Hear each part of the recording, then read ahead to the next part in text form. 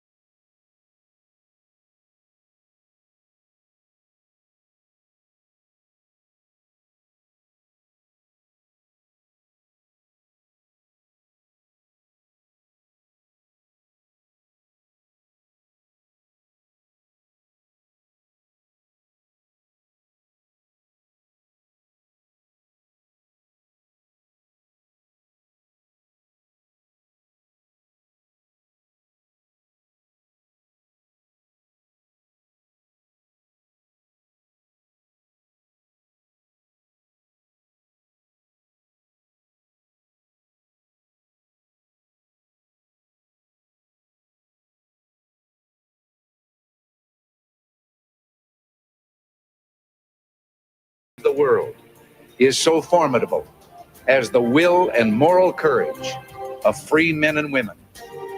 It is a weapon our adversaries in today's world do not have. It is a weapon that we as Americans do have. Let that be understood by those who practice terrorism and prey upon their neighbors. As for the enemies of freedom, those who are potential adversaries, they will be reminded that peace is the highest aspiration of the American people. We will negotiate for it, sacrifice for it. We will not surrender for it now or ever. We are Americans. Hi, I'm Brittany Ashley, your host of Breaking Norms, Building Dreams, your guide through this transformative journey in both business and life. This is your place crafted for dreamers, doers, or anyone who has been told they can't. Get ready as we challenge those narratives together. You're tuning in live to the United Public Radio Network, airing on 105.3 and 107.7 FM in New Orleans. We are streaming on all the popular platforms every Monday at 3 p.m. Eastern Standard Time. Join me for a candid and thought-provoking conversation celebrating your unique journey because you are worth it. Have you ever felt you weren't alone? Something in the shadows, a light in the sky, a creature no one believes you saw? Welcome to Paranormal Heart Podcast, where ghosts, cryptids, UFOs, aliens, and the unknown aren't just stories. They're real encounters. Join me, Kat Ward, every Tuesday night at 6 p.m. Eastern on the United Public Radio Network, 107.7 FM, New Orleans, and 105.3 the Gulf Coast, uprntalkradio.com, YouTube, and wherever you find your favorite podcast. Paranormal. Hi, and welcome everyone to Ethereal Encounters Unveiled.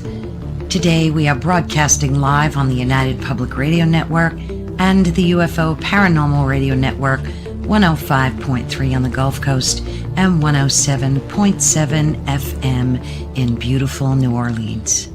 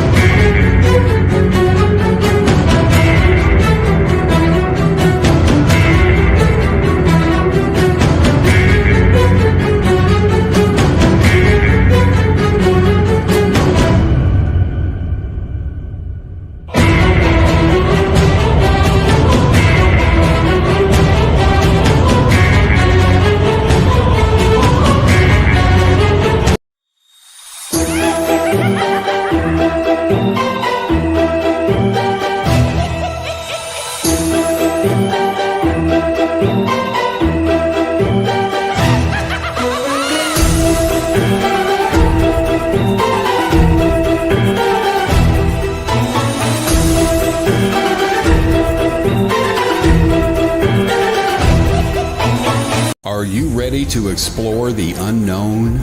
Dive into the world of the strange, mysterious, and unexplained with Eerie Expeditions magazine. Each issue is packed with spine-tingling tales, cutting-edge paranormal investigations, and exclusive insights into hauntings, cryptids, UFOs, and more. Whether you're a seasoned investigator or just love a good ghost story, Eerie Expeditions magazine has something for you. Join our growing community of truth seekers and adventure lovers. Subscribe today at EerieExpeditionsMagazine.com and unlock. Welcome to Negotiating Happiness, the show that helps you find happiness, success, and balance in your work and life. I'm Adriana Fiestra, your host for this journey into entrepreneurship and personal growth. We're broadcasting live on 107.7 and 105.3 FM in New Orleans as part of the United Public Radio Network. We explore the latest strategies, insights, and stories from successful entrepreneurs and experts. From managing stress to building a thriving business, we've got you covered.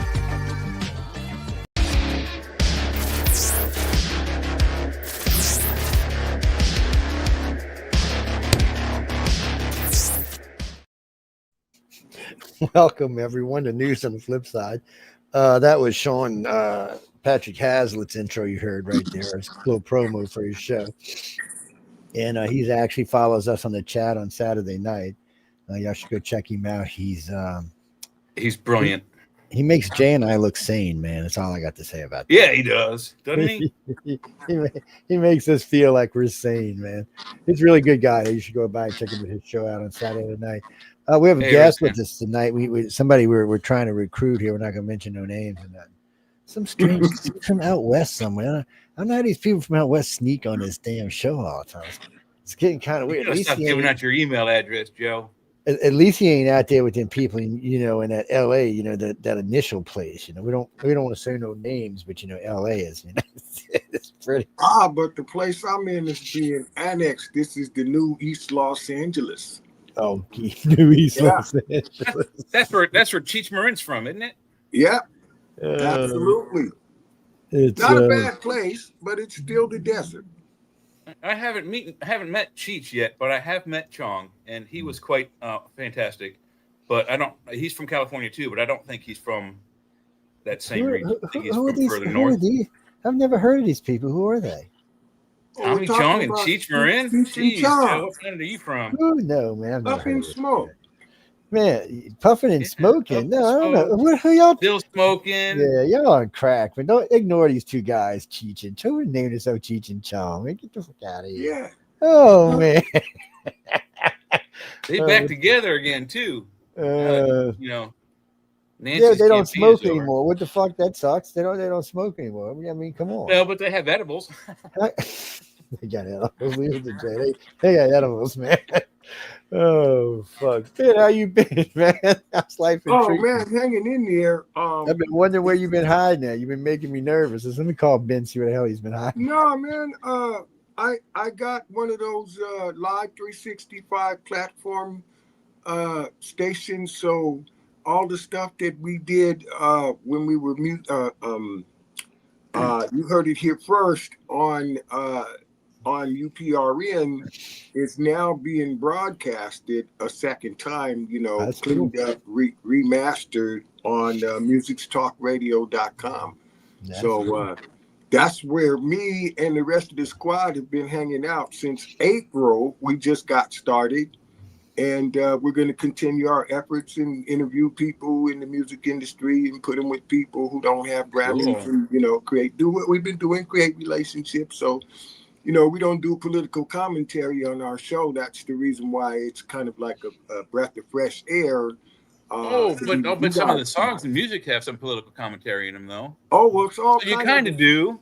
Well, no, now everything is all mixed together. The real estate business is the movie business. The movie business is the music business. The music business is the porn business. The porn business is the real estate business. The real estate business is the aviation industry. Hey, the aviation industry is the car industry, and so on and so forth. You are right about that. Hey, Mark, what's going on, babe? Man, I don't know. It's been a little weird lately. I was out in Phoenix a couple months back. Yeah, me too. And then a couple of months after that, I was out in LA. Yeah, and I'm gonna be. I'm supposed to be. See, 2 weeks ago, I was supposed to be in Atlanta, but me and my doctor had a disagreement, and so anyway. But then I was going to FanX this weekend, which because I'm released, I can go do whatever I want. But other stuff came up and got in the way, so I was kind of like shit. So it's 2 trips. I get out. In California 2 weeks ago, but I was in the North Bay area in Oakland, and whoa, wait, you was in Oakland and you're still alive? Get the fuck out of here! Oh yeah. Well, I got to tell you, I hear horror stories. Right? I got friends who live there. I hear horror stories about that fucking place. Oh no, I got it. Well, see, I'm from Oakland, so it's kind of different when you're from there. I'm reading up on. I'm going to my family reunion, so I'm going to book the flight and everything. And I start reading up on, okay, so, where are we going to stay? The family reunion is at this big park, right? So it's going to be like, I don't know, 150, almost 200 people, all relatives at this big park. So I'm doing the 1 day turnaround just to go there and, say hello and shake hands and encourage everybody, keep doing good stuff. And if you're not doing good stuff, stop doing bad stuff, right? So I booked the flight. I go to get the room, and there's this giant thing on my screen in big bold letters that says, "Be careful. This is the hotel that's closest to the airport. This is where I want to be. The park's down the street, right?" And it says, "Be careful. They're taking people's cars. They're accosting tourists. They're kidnapping people. They're taking women's purses. They're stealing men's wallets and jewelry, watches, and everything, right?" So now I'm from Oakland, one of the roughest places to be from. I don't care what area you're from. It's just a rough place, period. Now we get off the plane. I get a lift, and we pull up to the airport. And I know we pull away from the airport. We pull up to the airport, to the hotel. And I'm looking around because I'm going, well, where's all the crack addicts you guys warned me about? There's no, what happened? It's desolate. There's nobody on the street. Everyone's scared. So I get in the hotel. I get checked in. There's warnings inside the hotel room that says, don't leave the grounds. Don't go roaming around the neighborhood. You stay right here on the hotel grounds. It's unsafe. I want bottled water. I go downstairs to the lobby. The bottled water is $10.75. Yeah. What? Yeah. Well, you're gonna love my story. Now I'm looking out in the lobby. I'm looking out the front door to see if it's safe to go out. Right? I go out there and I stand there in front of the building. Seems like it's okay. I start getting my confidence up. The next thing you know, I'm on the pavement in front of the building, crossing the street. I see a store across the street. I go across the street. Same bottle of water, 89 cents. Wow. How many feet? Like a football field away? Yeah, roughly. Yeah. Yeah. Roughly. Yeah. That's amazing. Just directly across the street. We're supposed to be afraid to go out the door, but they're doing it on purpose. Somebody wants that section. So, you know, when you go to gentrify something, you let it go to seed first so that you can drop the price. I mean, Yeah, buy that's it the cheap and go history long. of. Absolutely. Yeah. Go ahead. I said buy it cheap and go long. Oh, absolutely. You know, you've been in Oakland since I was in the Navy. Jesus, that's been a long time. It's Well, they did the same kind of mentality in the city of Savannah when I went to school there. They said don't go out at night in groups of less than 3 or 4. And you know, I was like, "This is my first year of school." I was like, "I don't know anybody. How the hell am I going to go around with 3 or 4 people? I'm by myself, dude." You know, there's 500 kids in this school. I don't know goddamn one of them yet. I just got here. Well, you can come on, man. You can make friends. Look, I go downstairs to but the it lobby. did. You know, I started to get a vibe of the city, and you know, I've told this story on the network before, and you know, it was I think 1993. And that year, Savannah, Georgia, was the number one city in the country for murders per capita. So they had a very prominent gang who was going around shooting people. So that was why we were up there. And then at the end of the year, DC won. But anyway, so I had a little bit of weed left, but I didn't have anything to smoke it in. So I only just been dropped off a few months, you know, ago by my parents. So none of my equipment made it with me from home. So I have this stuff, but no way to enjoy it. And it was like 11:30. So I'm like, well, shit, I'm going to walk out. And I know there's a convenience store around here somewhere that's open 24/7. They have rolling papers for 99 cents. I'll go find one. So I walk around. The city's nice. There's nobody around. Hardly any traffic. It's very much like Baltimore at night, but no noise.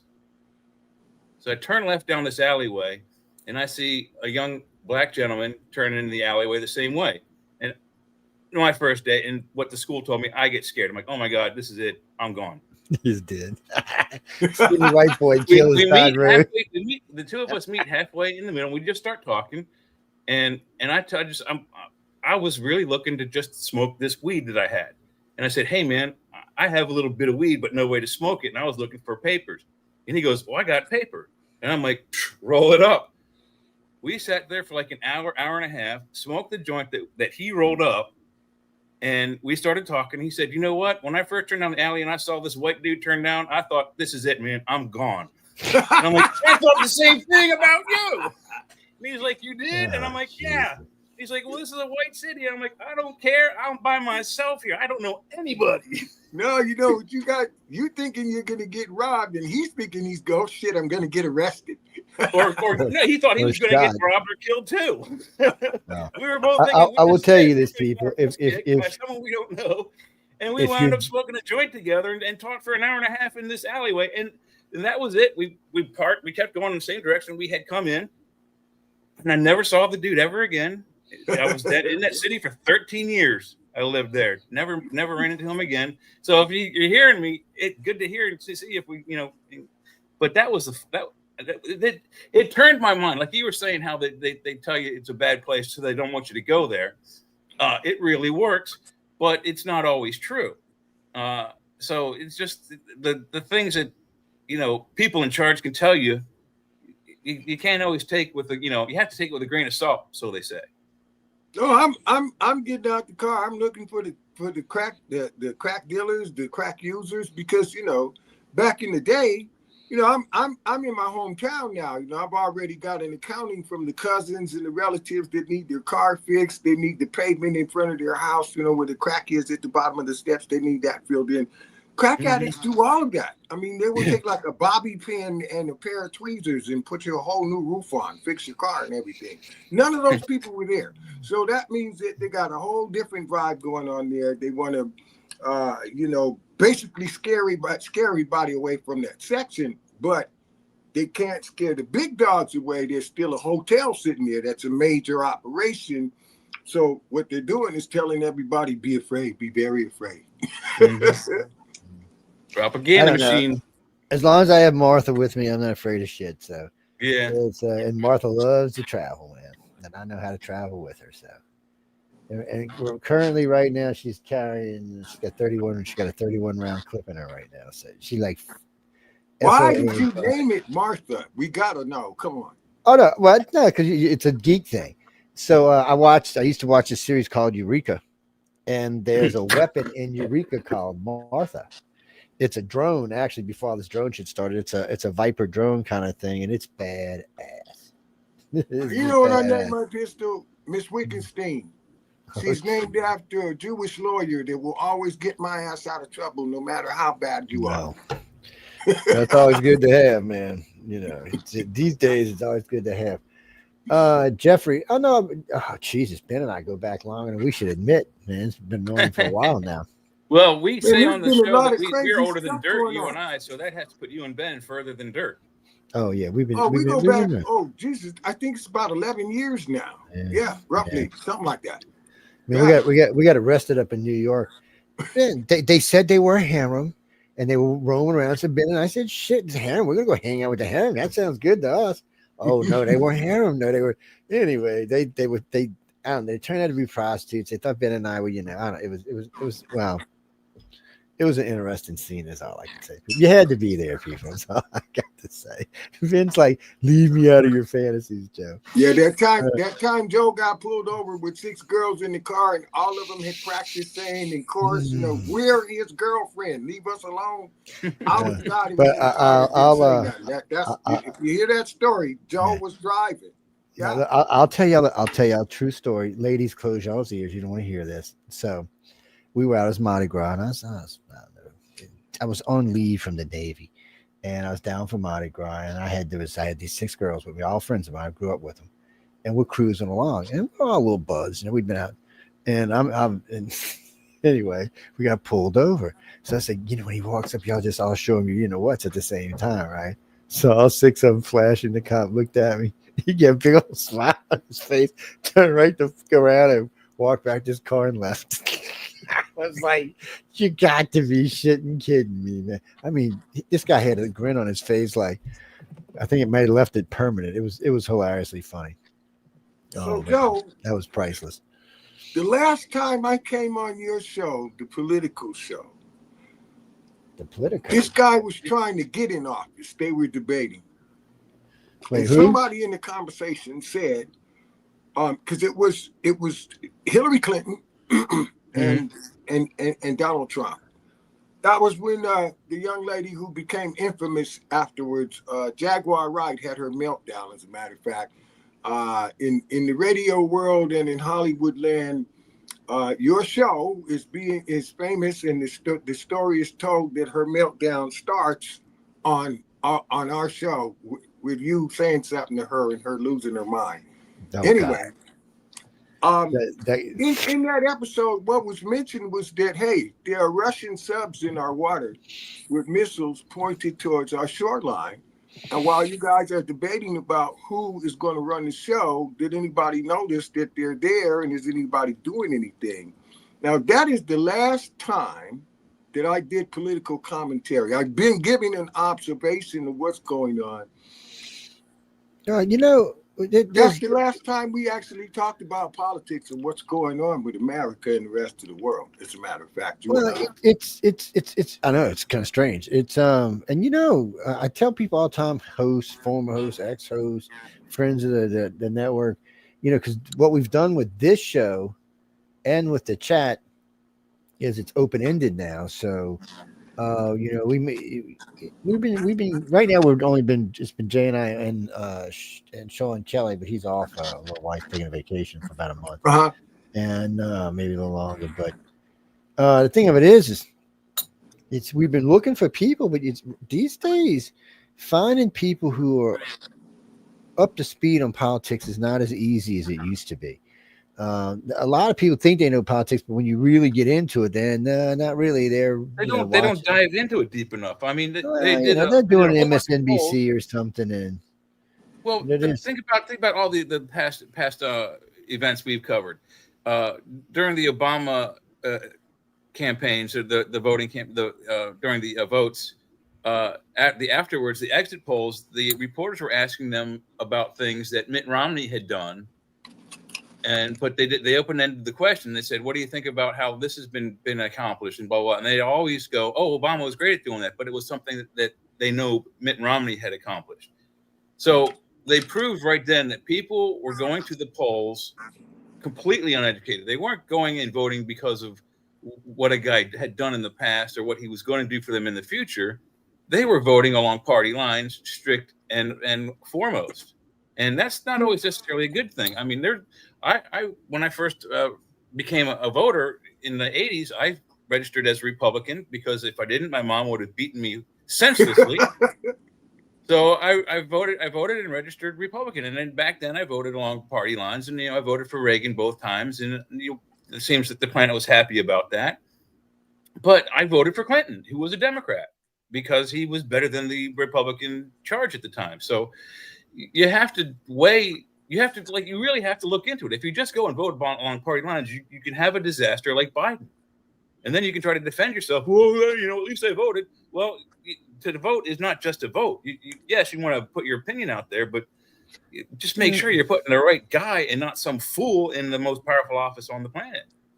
But you can't avoid that. You just can't. Yeah, that's the problem. America is a giant company. It's a giant corporation.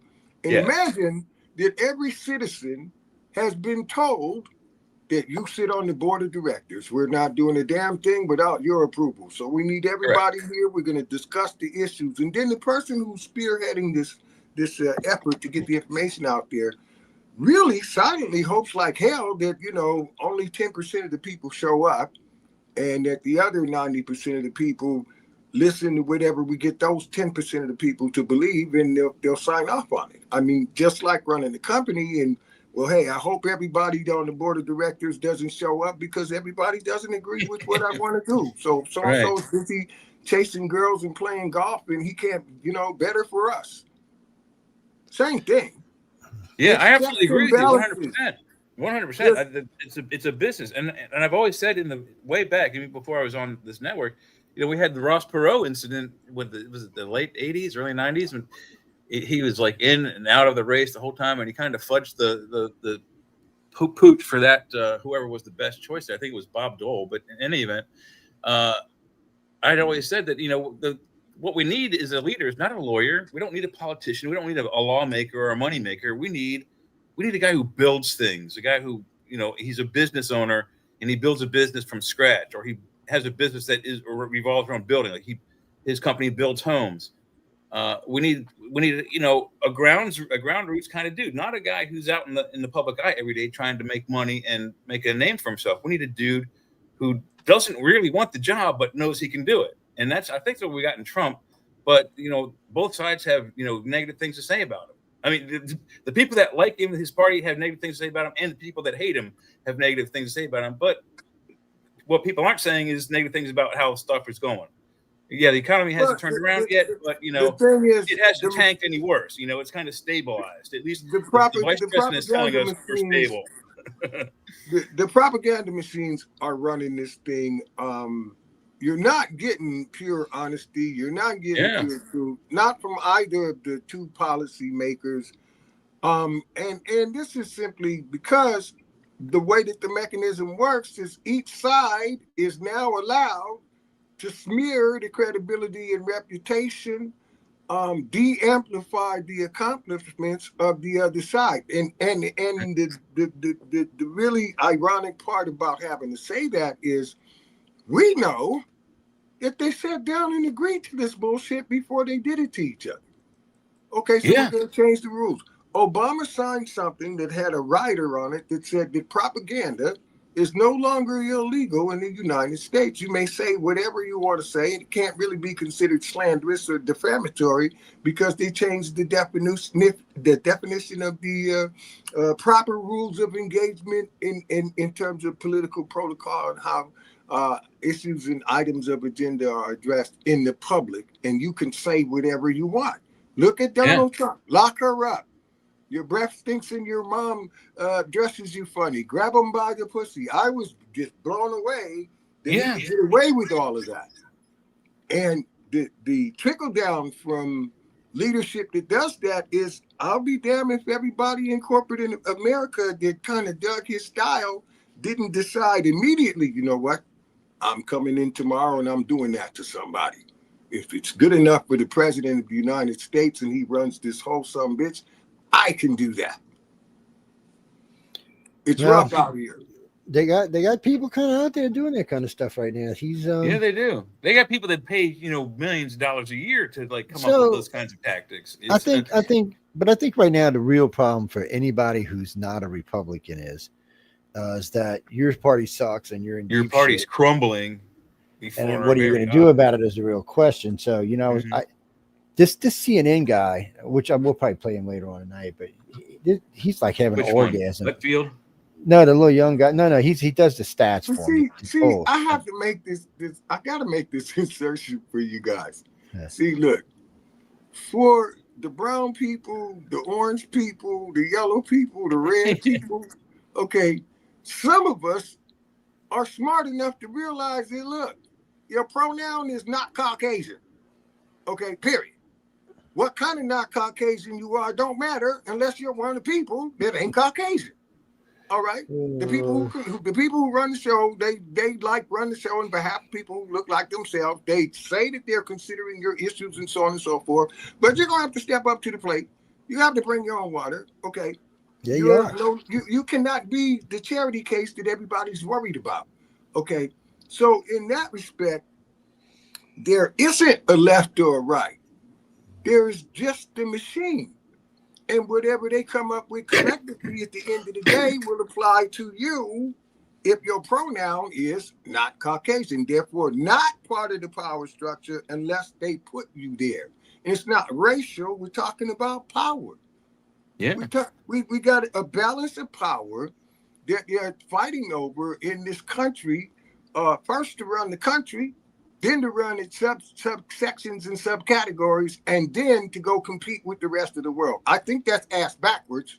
We need somebody who wants to compete with the rest of the world up front, running this damn thing like he means to win something. I don't give a shit what party you're in. Just win. Don't get us screwed up. Yeah. No. And don't start no more wars either. Don't get us in a bill we can't pay.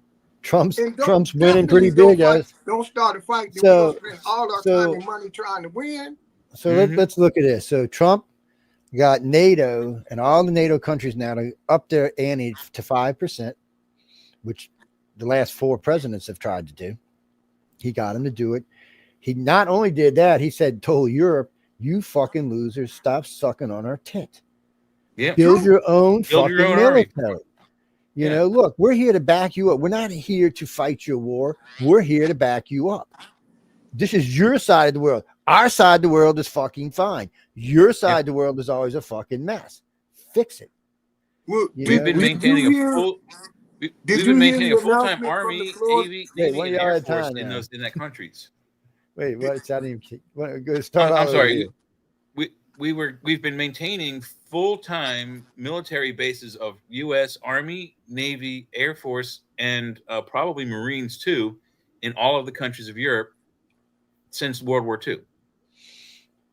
And we have drawn our troops down there, but we still do keep. We still have been maintaining troops there and spending money on men and equipment and all kinds of electricity and other amenities to keep these bases running for 70 some years.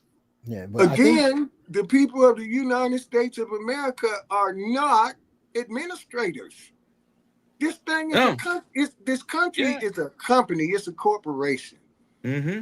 It's supposed to, monetize its efforts. Now, it's a country, just like you said, that's been hemorrhaging money to foreign countries for 70 years that it didn't need to be funneling into those countries for 70 years. That's why. That's what Trump is doing right now, is trying to get them to pay their fair part of the bill, which they haven't been doing for 70 years. He's got them. They're doing it now. He's got them by the short curlies. And then on top of that, he said, "Okay, look, Europe, from now on, you take care of this part of the world. This is Uncle Trumpy's phone number. If you have a problem, you call us, and if little Putin picks on you anymore, we will come help you kick his ass." But really and truly, he's not threatening us. He's threatening you. Now, he knows we're going to come to your aid. So it's highly unlikely he's going to start anything.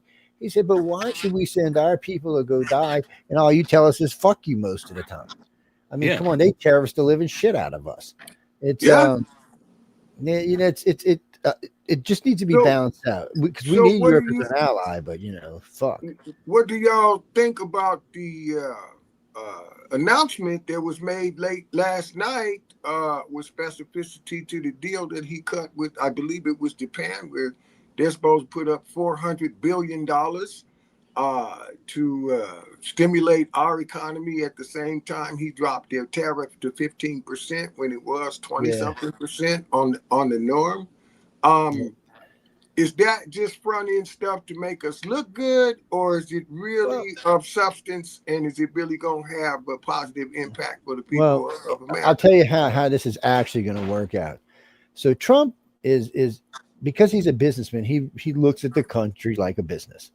And for the most part, it is a business with a few oddball things. A few twists and turns. Well, we're a business plus, I guess is what you call it, plus.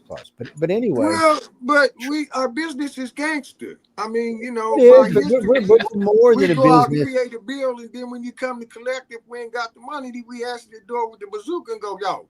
But we're a little more than a business because we have 350 million shareholders, so it kind of fucks things up.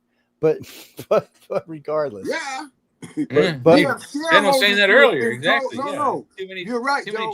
We have shareholders who have been told that they're members of the board of directors, and there's an effort to keep everybody confused. Yeah, but it is to keep everybody confused because most people are dumbasses. But when you get back to what Trump's been doing, so he goes, okay, look, so now that we're going to make Europe pay their own thing, they're going to be buying some of their militaries coming from us. We've got some huge F-35s, but what Trump did was, so I don't know if you heard the Alabama speech. I caught it by accident because I'm not a big speech listening to unless I hear it from somebody that it's worth listening to. But anyway, I heard your speech, and he had all these people who invested money. Do you know how much money that he's got coming in the country? How many new businesses? Any idea? Quite a bit. And with $16 trillion at $100,000 a pop, it's stacking up. 16 trillion. It's a lot of money. money. He's got 16 trillion going against the $36 trillion deficit. He's almost paid the deficit off by half now. He's got 16 trillion in business coming in, and it's not just a one-time pop. It's going to be repeated money. So, but I got to ask you.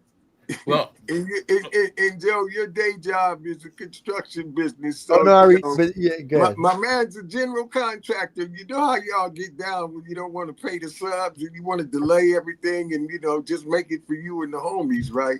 Now, I've been noticing that that's the way this dude runs the country. I mean, come on. So we got all that coming in. Is he actually going to pay the bill, or is he just going to create some more bills with the money that came in? No, I noticed something about him, and this is because he owns so many businesses. So he's got this funny rule about, like when he did the big beautiful bill, the $4 trillion. He said, okay, well, we're going to spend this, but you know how he offset that, right? He offset that with Doge. Doge's final bill is going to be somewhere around $5 trillion saved. So he paid for the bill, plus he put $1 trillion in the bank. So he's got this 16 trillion coming in really for nothing but to help the country out. And the reason why he's pushing so high is because he wants, he's got a lot of labor jobs he's got to fill that would normally fall into, like, if you lived in Cali, it'd be $20 an hour. Other places in the country, it'd be 10, 15, maybe $20 an hour. But he can't have that because he doesn't have all this extra labor in the country anymore to put there. We don't have. So he's got to convince. So he's got to convince Americans to go do those jobs, and Americans are not going to do those jobs for $20. They'll do those jobs for $40 plus breaks and other stuff. And I don't think they'll do it for $40, Joe. Oh, I think a lot of them will. I'd be surprised. You'd be surprised how many. Unbeknownst to most, the state of California is #1 in agriculture. Okay, in the United States of America, everybody talks about Disneyland in the movies. It's really the food, man. So imagine nobody wants to tend to the food. Everybody thinks it's somebody else's job. Everybody knows it's a big deal. It's got to be done. Okay. So everybody hopes that it's not, in other words, what they all believe is that it's not going to get done unless you make somebody do it. Nobody's going to volunteer. Nobody enjoys this. Nobody's proud of the effort. And no matter how much money you pay them, it's just not going to be okay. Therefore, what we're going to need, in my opinion, is technology. That's what's going to replace. That's what I was getting ready to tell you what part 2 was. So right now we've already started doing this. So in the old days they used to hand pick peaches and pears and all. They don't do that anymore. They have go shakers up now. They go up to this thing, they do this with nuts too. They go up to the tree. Net I've seen it happen. They do it in South Carolina all the time. And they got a net that goes around, and then they shake at the tree. All the stuff comes out gently, falls into the little net, catches it softly, rounds it up, sends it to the machine, sends it to the thing, crates it up, puts it on a truck, and out it goes. Apples, oranges. So you know what that does for you and I. Pears.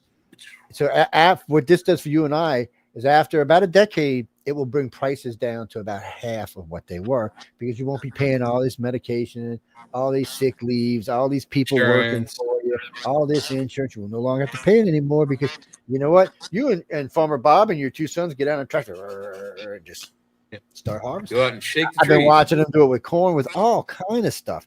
Like tobacco. I used to go with a cousin of mine, and we'd go plant tobacco and sometimes make some extra money. So we'd sit on the back of this old, it was just a wheel, and you would and it had these things that held the tobacco plants. And as you went, you would drop one in, he would drop one, and you just drop in the wheel, and it's sticking in the ground, and next thing it covered, and on and on and on it went. And, we'd do acres a day. And I think they paid us it was like 50 cents a plant. So it was a lot of money back in the day. And, but now all that's done, automated. Shit, half the dairy cows now are being milked on it. So we're slowly but surely half the dairy cows. It's funny you mentioned that. I'd like to expand on that. Almost all of the dairy cows, it's like a crack addiction. That sometimes they're lining up at the door where the milking machines are before the farmer is down there to open up the farm and get the machines going and get them all hooked up. It's like they can't wait to get in there. And do you know why? That's because Yeah. they put something in the cow's feed that's a steroid that's causing them to accelerate the lactation process to the point where they're about to burst. So they can't wait for somebody to get there so they can be relieved. And the issue with that is the growth hormones and the roids showed up in trace amounts in the food supply that we consume, and into us, yes. Yes. And again, hence why you don't eat things from California. Where I live is so where I live. That's a good segue. I'm just but saying. I would also like to go back to his original question, Joe. though. I'd like to go back to Ben's original question about what we think about the Japan deal for $400 billion. There's women I think around. it's a good idea. Wait, come on, hold on. Good. There's women around that want a T-shirt that say that quote. What are you charging for the licensing fee, man? Don't eat things from California. That was great. Ben, I'd like to go back to your question about what we think about the Japan thing, the $400 billion deal. I think it's already a good deal, and it can only help our economy. Number one, of the few countries that we had tariffs with, they were probably the closest to the fairest we had. They were still beating us. I think that we were charging them 20, they were charging us 25. And I think we have a more equitable deal now. But they already have manufacturing in our country for their Toyota brand. And I do believe the number one car sold in America is either the Corolla or the Camry. And the number two car sold in America is either, again, I don't remember which one, the Corolla or the Camry. So they're mid-sized sedan and they're subsize sedans are the number one cars sold on America. They're all over the streets. I drive one. Joe drives one. And I think only that can do is make the price of that come down. And what the effect will be, you'll see more Toyota Camrys and Corollas on the ground, but I think they may drop. Right now they're in the 23,000 starting range. They could come down into the $15,000 and $18,000 range, which is where most like the really cheap, no frills cars come from. And the basic models of these two vehicles come pretty well equipped at ground level. So I think that's a great thing for the economy. There's a lot of people out there who have jobs, want to keep jobs, but they're on public transit. And that's, if anyone has ever worked without having a car, going on public transit is unreliable sometimes because of weather, because of traffic, because of mechanical devices, and they don't maintain their vehicles. City buses can be unreliable in that fashion. And I just want to insert here that if you know anything about social engineering and class distinction and its history of application in the United States, then you do know that the reason to run a slipshod public transportation mechanism is to separate the people. Yes, On purpose. absolutely. Yeah. I mean, because we do know how to do it right.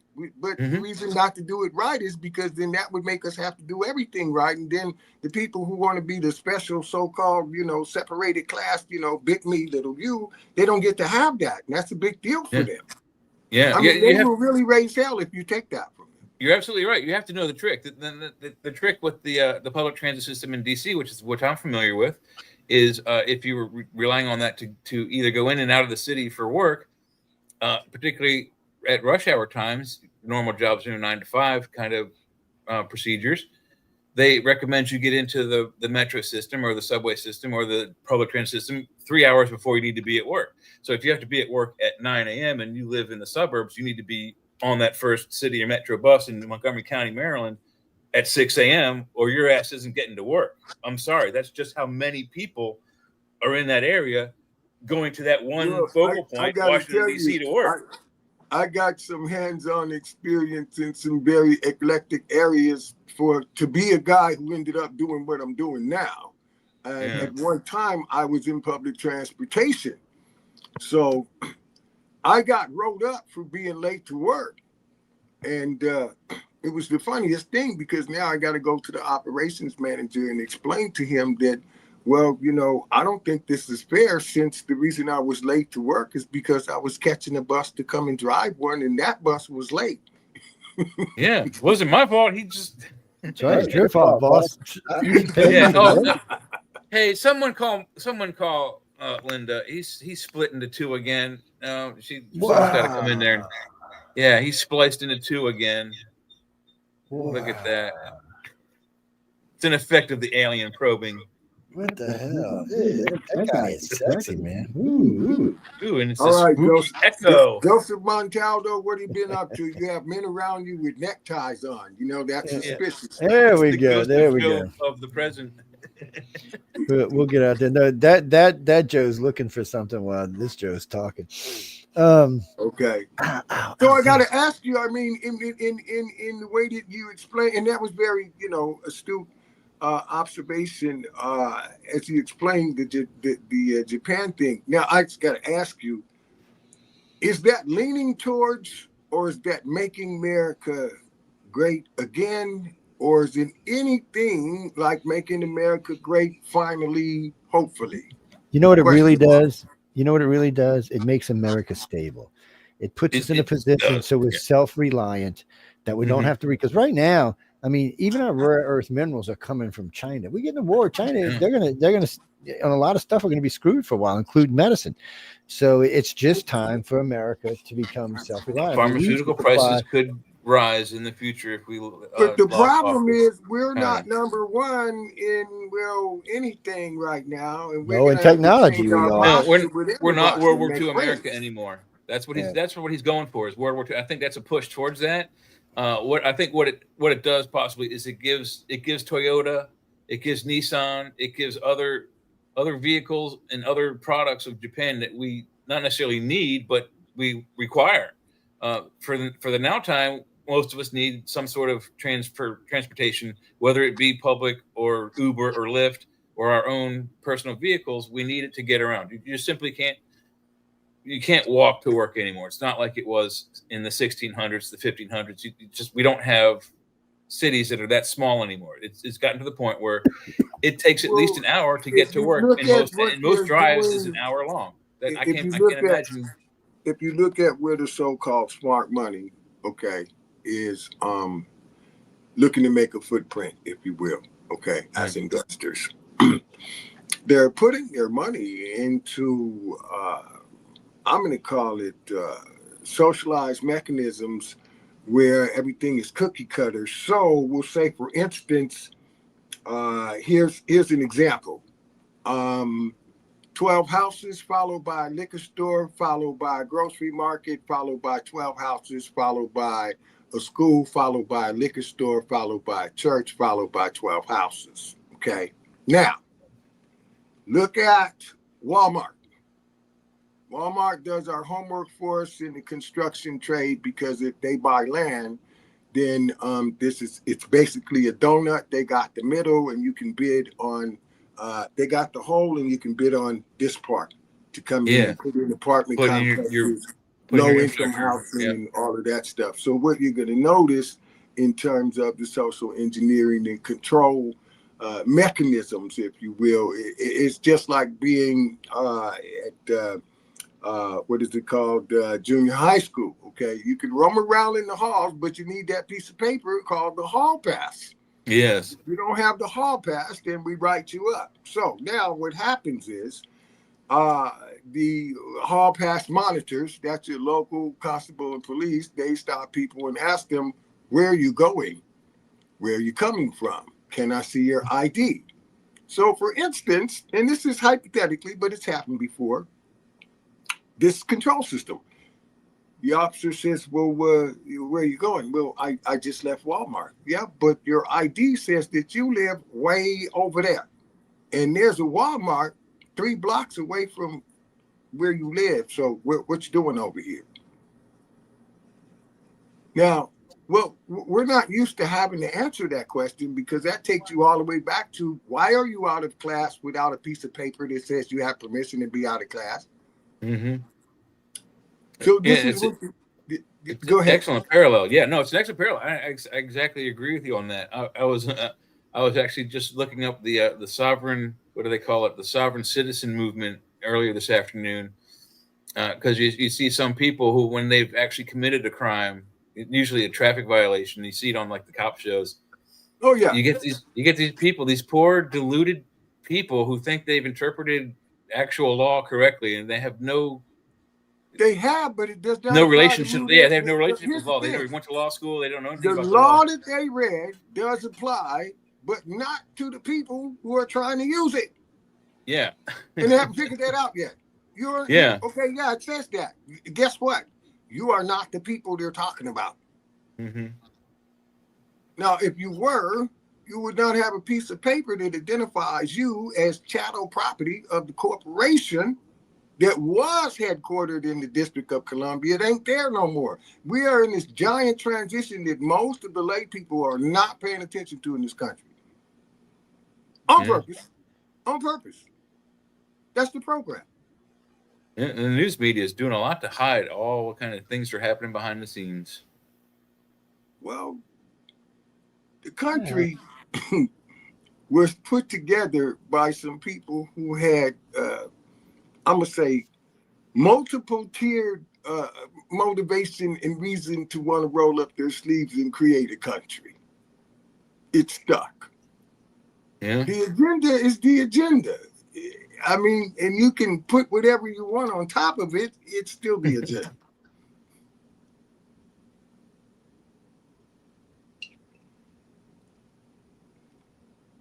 America is at a place in her history that I wonder if she was at this place before and it happened before we were born. That's the reason why we have no point of reference. That's an excellent question. We've actually talked about some of the ancient buildings on the planet. Was there a civilization very, very like, or maybe even exactly like what we have now, only perhaps maybe a little bit more advanced, maybe another 100 years more advanced, 1,000 years more advanced? We've always speculated that it seems like if there's a group of alien creatures manipulating the DNA of creatures on this planet and kind of guiding them and manipulating them and giving them, they gave us how to do animal husbandry and how to do farming and how to do government and how to do religion. They gave us these things as controls and mechanisms to keep us as a viable, I guess, living culture that can sustain itself. But it seems that they're guiding us on a certain direction. Are they trying to replace something that was once here? And this is how it started. I mean, it's an age-old question. It's a very valid question too. Well, I mean, if we take apart, if you want to go there, we can. Joe, stop me if I'm going off.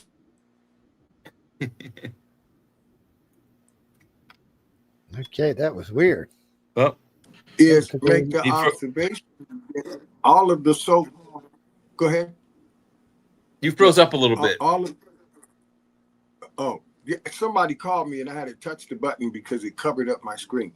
Anyway, if we look at the world religion and esoteric texts, metaphysics, quantum physics, and so on and so forth, all of those stories seem to have the same storyline. Okay, seems that that every civilization has a story about creation.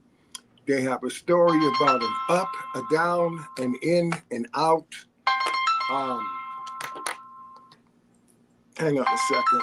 Somebody's in love and And in our time, in the history that we have recorded, there's the appearance that every group of people, every nationality or ethnicity has had the opportunity to be the group or the parties running the natural resources and the balance of power on Earth.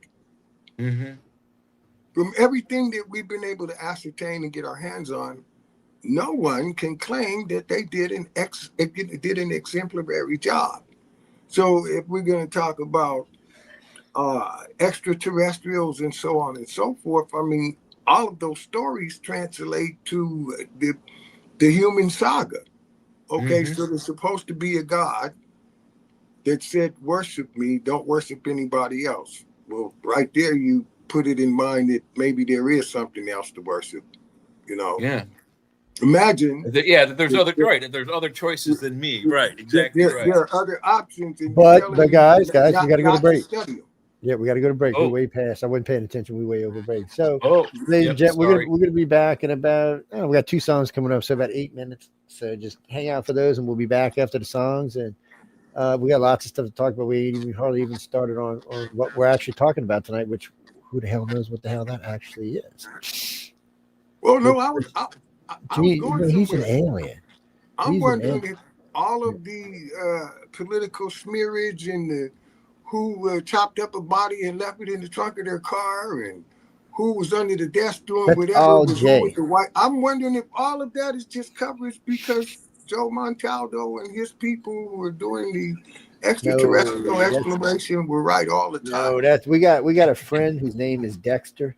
He dresses Kelly. up like his name is Dexter, and he dresses up like Santa Claus. Looks like Santa. Yeah. I wouldn't fuck with the guy, people. I'm just saying, man. I would be like, really? Yes. Yeah, anyway, man. guys and girls, we got to go to break, but we'll be back. We'll pick up from where we left off. We got a lot of stuff to talk about. So, no, I don't have the Power Talk open. I forgot to reinstall it today. I got the what other stuff. Oh, But anyway, good. Yeah. I'll try to remember. Maybe I'll do it while we're live. Who knows? But we got to go. We got to go take a break. And anybody in Florida getting killed by a hurricane? I thought it was going to the Carolinas. Anyway, we'll find out about that as well. How much time we got? We still got 8 2 minutes. hours. Oh no, on break. No, we got break, eight. I think. Oh yeah, we got eight about 9 minutes actually. I'll be back. I'm just gonna stand up and go outside for a few minutes. Stretch out. No worries. Anyway, guys and girls, we'll be back to see y'all in about 8 or 9 minutes. I want you to please stay tuned to the United Public Radio and News on the Flip Side. You got a bitch. Write to Michelle DeRoche. I'm just saying, that's what you got to write to. Yeah. We'll see y'all. Joe can't help you there. We'll see y'all in a few minutes, guys and girls. So hang out.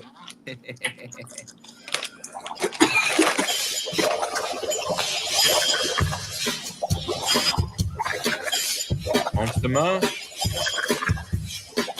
I was working in the lab late one night when my eyes beheld an eerie sight. For my monster from its slab began to rise, and suddenly, to my surprise, He did the mash, he did the monster mash. the monster mash.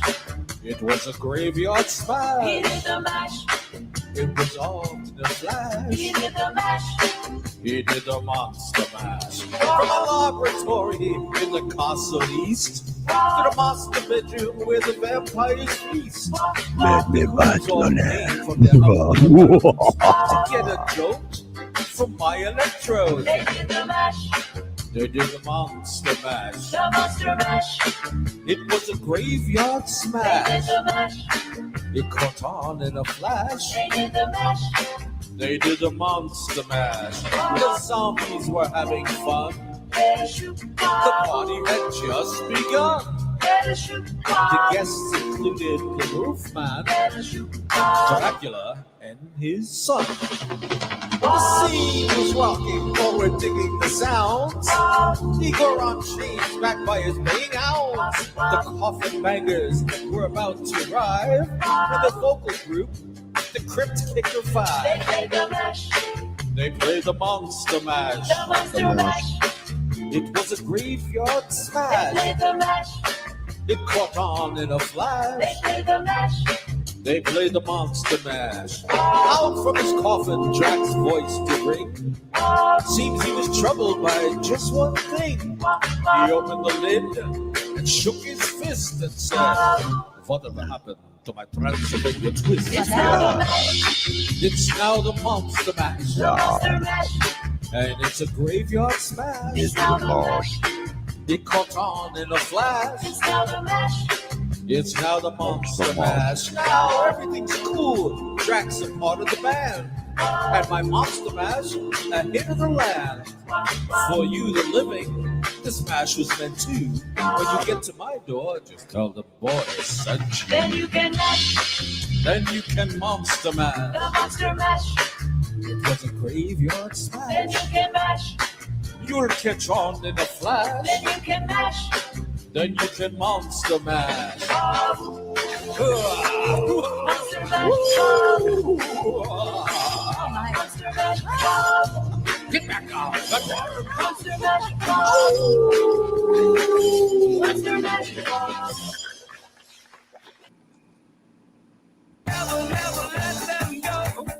Okay, eBay.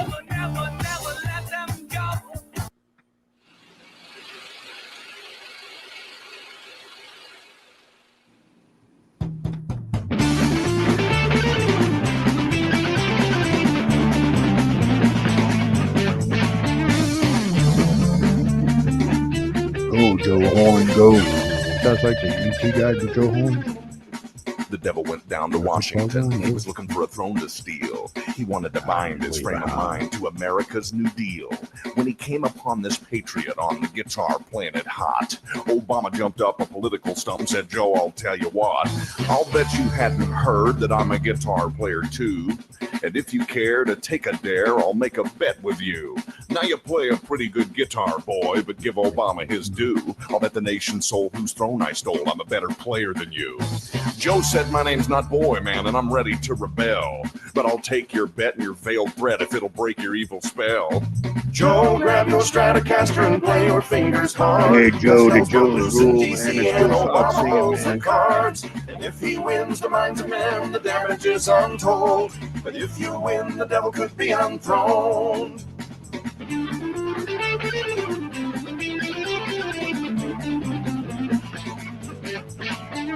Obama grabbed his Telecaster and said, "I'll start this test." And fire flew from his fingertips as he unbuttoned his president's vest. Then he kissed his magic guitar pick, and it made an evil hiss. And a band of politicians joined in, and it sounded something like this.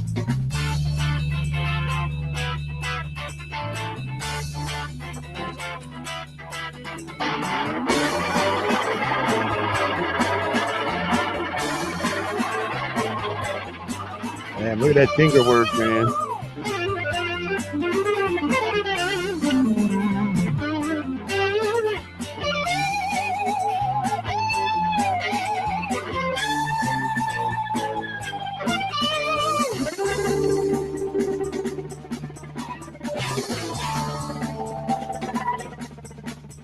When Obama finished, Joe said, "Well, you're pretty good, Hussein, but sit right there with that arrogant glare till I finished up my play." He played Obama's in D.C., run, boys, run. The devil in the White House ain't no fun. Chickens in Congress taking our dough. Granny got Medicare, no child, no.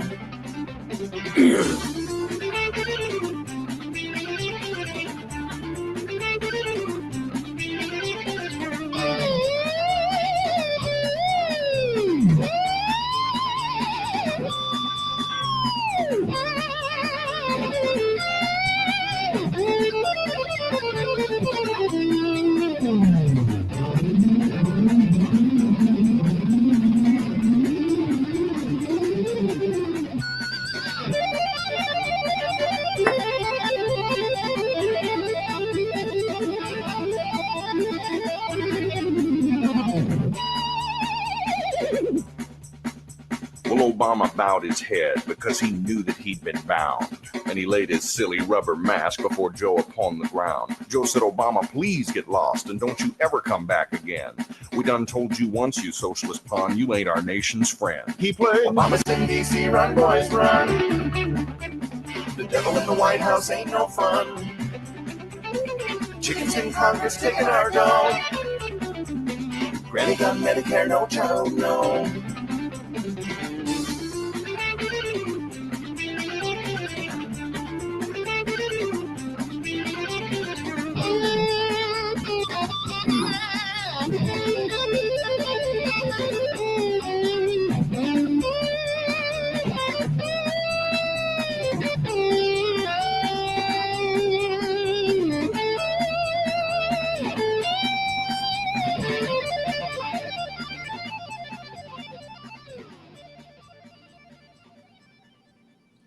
Oh man, picking our dough. The politicians back home picking our dough.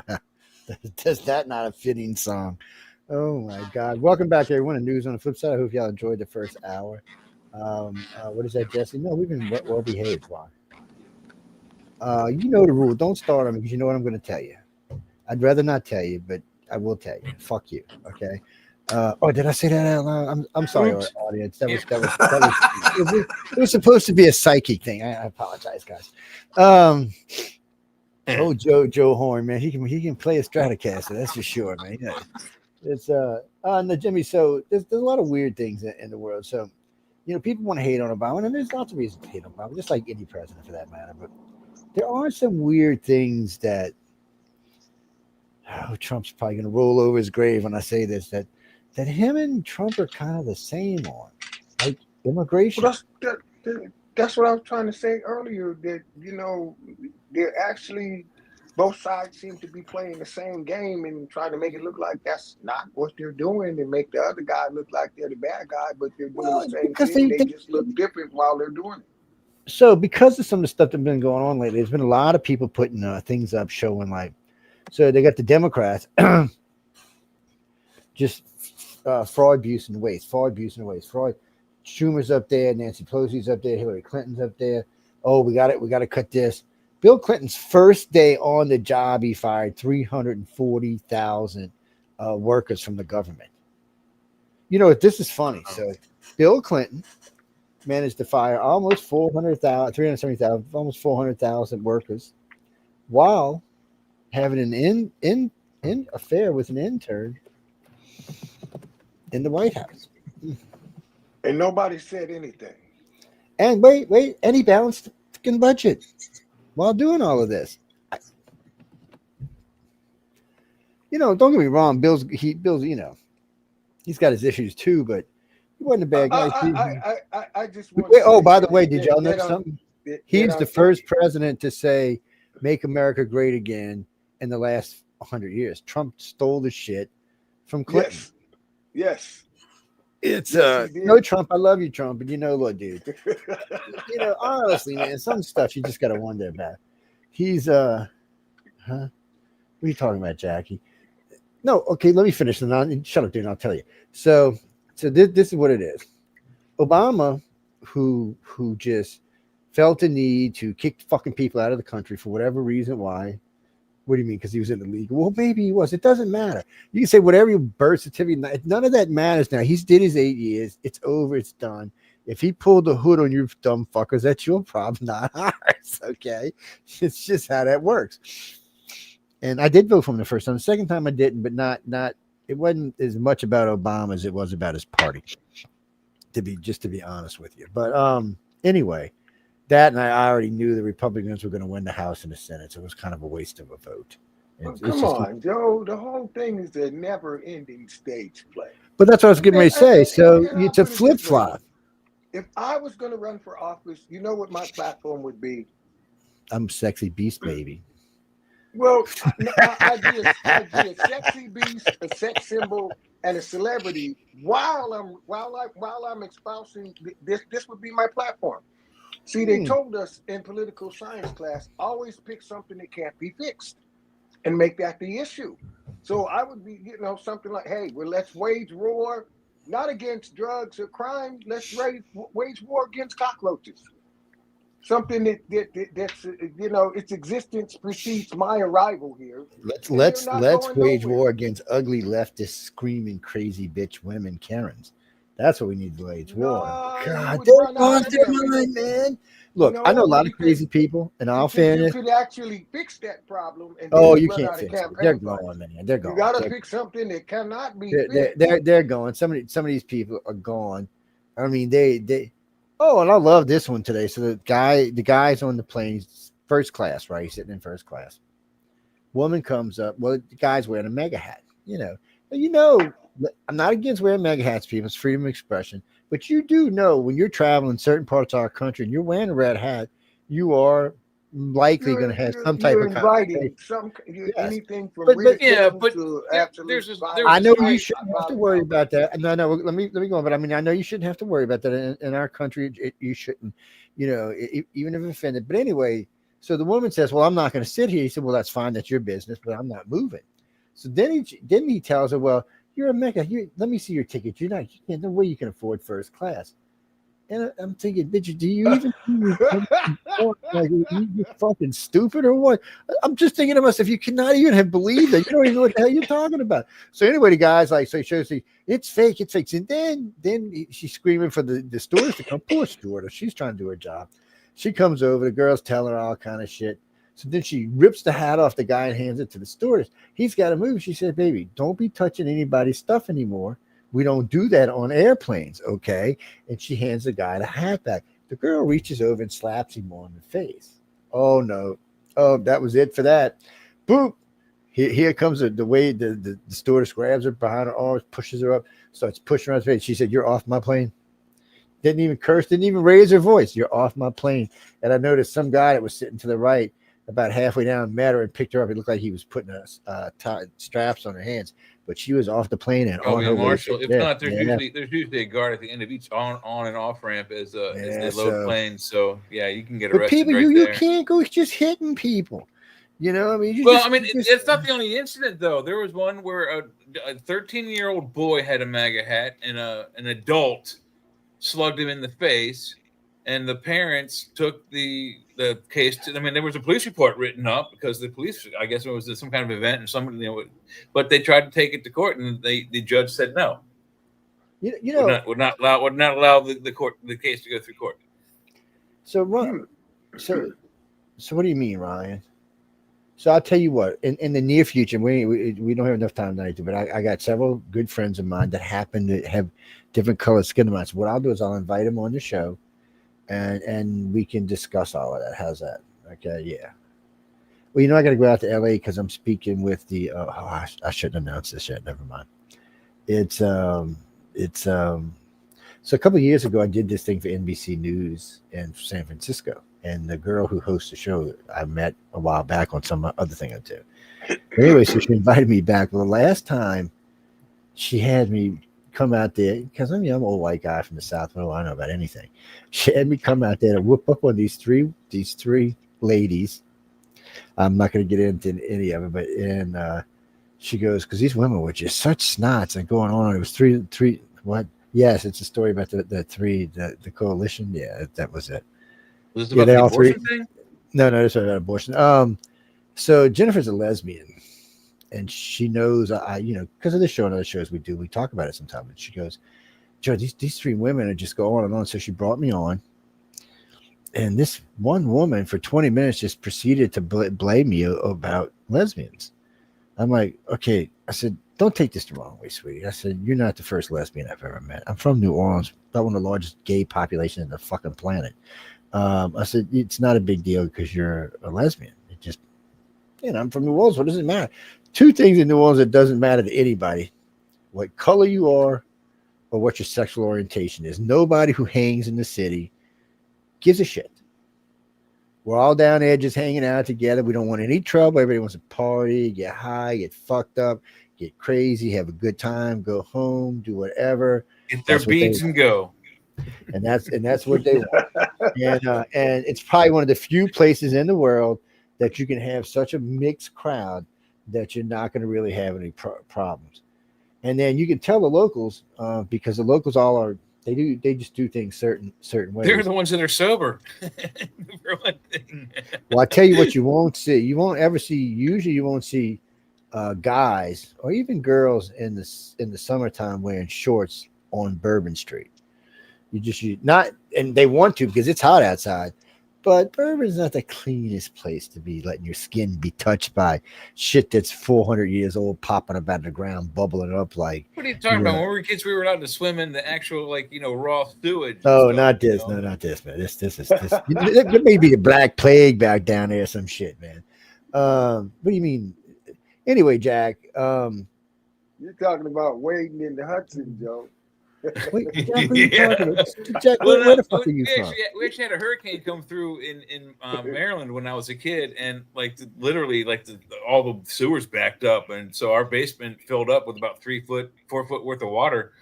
Destroyed most of my parents' books, but the electricity was out for like a month and a half, maybe 2 months. I don't know how long, but we had no entertainment but swimming in the actual literal raw sewage and looking at my parents' books that survived the flood. Wow. Yeah, that was it. That's all we had for a month and a half was books for grown-ups. Hey, good things in books for grown-ups sometimes.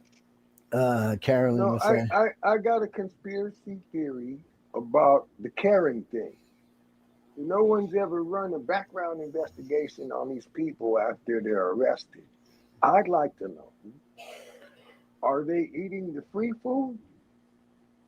Or are they eating the food that they want? Are they eating food that's from cellophane wrappers? And is it within 12 to 15 blocks of where they live? And where do they live? Now, why did I say that? Don't you find it kind of odd that Karen is like an entity that hopscotches all over the country and shows up in these various different... Oh, it's a phenomenon at every customer service desk in every store across the country. Well, yes, let's use the word logical. Joe said something about the lesbians. Okay, so here's my logical. My question is it biological? Is it psychological? You see, what kind of logical is it? Is it physiological? Oh, so when you get into that kind of stuff, it gets weird. No, Jesse, I'll tell you what, when it airs, I'll let you know and you can come on. That's a 3-hour show all in and of itself, Ben. But yeah, no, I've said the same thing. I mean, there's an example of a type of frog in Africa that if there are too many, and I think if it's too many males in the local population, several of the males will spontaneously revert back to female in order to go back to a more even population, I guess. And we know that some of our DNA has some reptilian and some mammalian and some amphibian. We're like mutts. We've got all the animals' DNA in us. So maybe it's that kind of maybe there is, like you said, there's a chemical, biological, and physiological. Maybe there's too many people, and as a population thing, maybe that's why there are some people who swing the other way. You got my cynical sense of humor just going wild here, because what you just described is what happens to men when you lock them up. They cloister up in little groups and make a decision. Somebody's going to have to be the girl. We're not going to make it. Yeah. Somebody becomes no. You're absolutely right. Somebody becomes the bitch. Yeah, it's absolutely that is. But we know that also happens in it also happens in nature. Like we know, like for instance, in prides of lions and other large cats, that to dominate some of the other male cats, the big cat will rape the other boy kitties. Yeah. Well, that just means it's time to leave. That's all. That's about get the fuck that out. Is what's also a form of dominance. It says, look, you want to be around, I'm in charge. If not, this is going to happen to you every time you get out of line. And it literally happens. It's a thing. I mean, he said it's going to happen to you every time your mama don't give it up. But most of the great cats also reproduce through a form of rape. Most of the girl cats are at least first time unwilling partners. Well, yeah, and no. Them hormones. In addition to that, part of what happens with lionesses is they will attempt to sleep with all of the male lions they can get their hands on as a way and a means and tricking them to believe that these are your kids, because what male lions do is kill the kids first as soon as they choose one of the females. So, but if you think you're the daddy, you're not going to kill the kids and see her and the kids survive, and everybody Yep. thinks they're the daddy. Yep. Yeah, that's true too. That is very true. Oh, what are you talking about, Christopher? What about him? No, his wife kind of bothered me. You're talking about Charlie Kirk, right? Nah. So I don't know. There's something about this woman I haven't made up my mind about. I like Charlie Kirk. I like She listening to seemed him. kind of. I mean, He's crazy but fun. to put it just mildly, I saw her do speech. y'all- I thought she was kind of militant, kind of, I Do thought she was y'all like know threatening. what her background really is? And I know how some she of her came to background. be this dude's Yeah. wife? Okay, look. Yeah. I'm going to Yeah. repeat what they said because I wasn't there. Okay. I don't run with these people, but this is the storyline. The storyline is that back in the day, that she was involved with Donald Trump as he somehow spotted her and recruits her to be in the Miss Universe or Miss America pageant. This turns into somewhat of a business relationship that by the time she is 17, she's won the pageant, and she has now been dispatched to Romania to work for a 501c3 that's supposed to be looking out for young women who are at risk. Now, fast forward to her early 20s, she is now working for the Donald Trump administration, whatever her job is, I don't know, but this is the storyline. They are already backing, okay, Charlie Kirk as an activist, okay, through one of the 501c3s. Now, according to the storyline, again, I wasn't there, so I'm repeating what somebody said, that she was dispatched to go ask him for a job, to go ask Charlie Kirk for a job. And either somebody put the idea in mind or she decided that this is the way it's going to go. They're 5 minutes into the interview and she tells him, I'm not going to work for you. I'm not going to work here. You're going to be my man. That's the story. But that's not actually so. It is up until that point.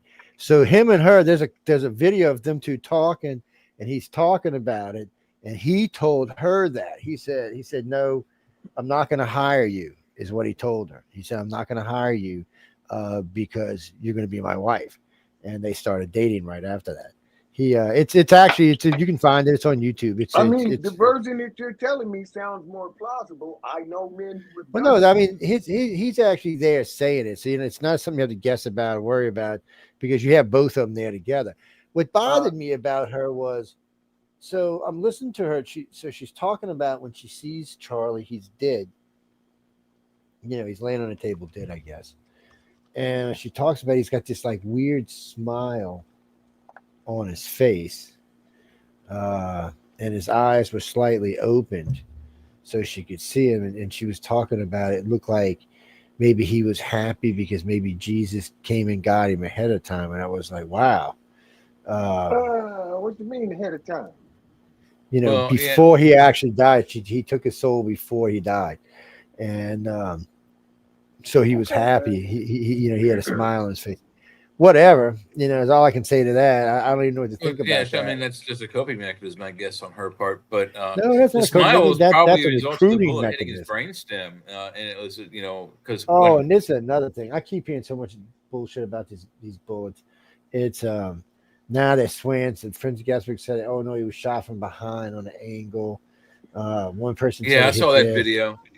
One guy said, now, Joe, we both got friends in show business. They swear that the guy behind Charlie is noted to be the pyrotechnics, blow stuff up on location guy in Hollywood. So he's got a name, he's got a resume and everything. I wonder if any of that is absolute fact or it just sounds good, to add to the concept of conspiracy. Maybe Elon said you're going to Mars, buddy, so fake your death. It's a shame this kid died. I mean, he was 31 years old. His wife, by the way, was older than him. She was 36. So she met him when he was around 27, just getting going good.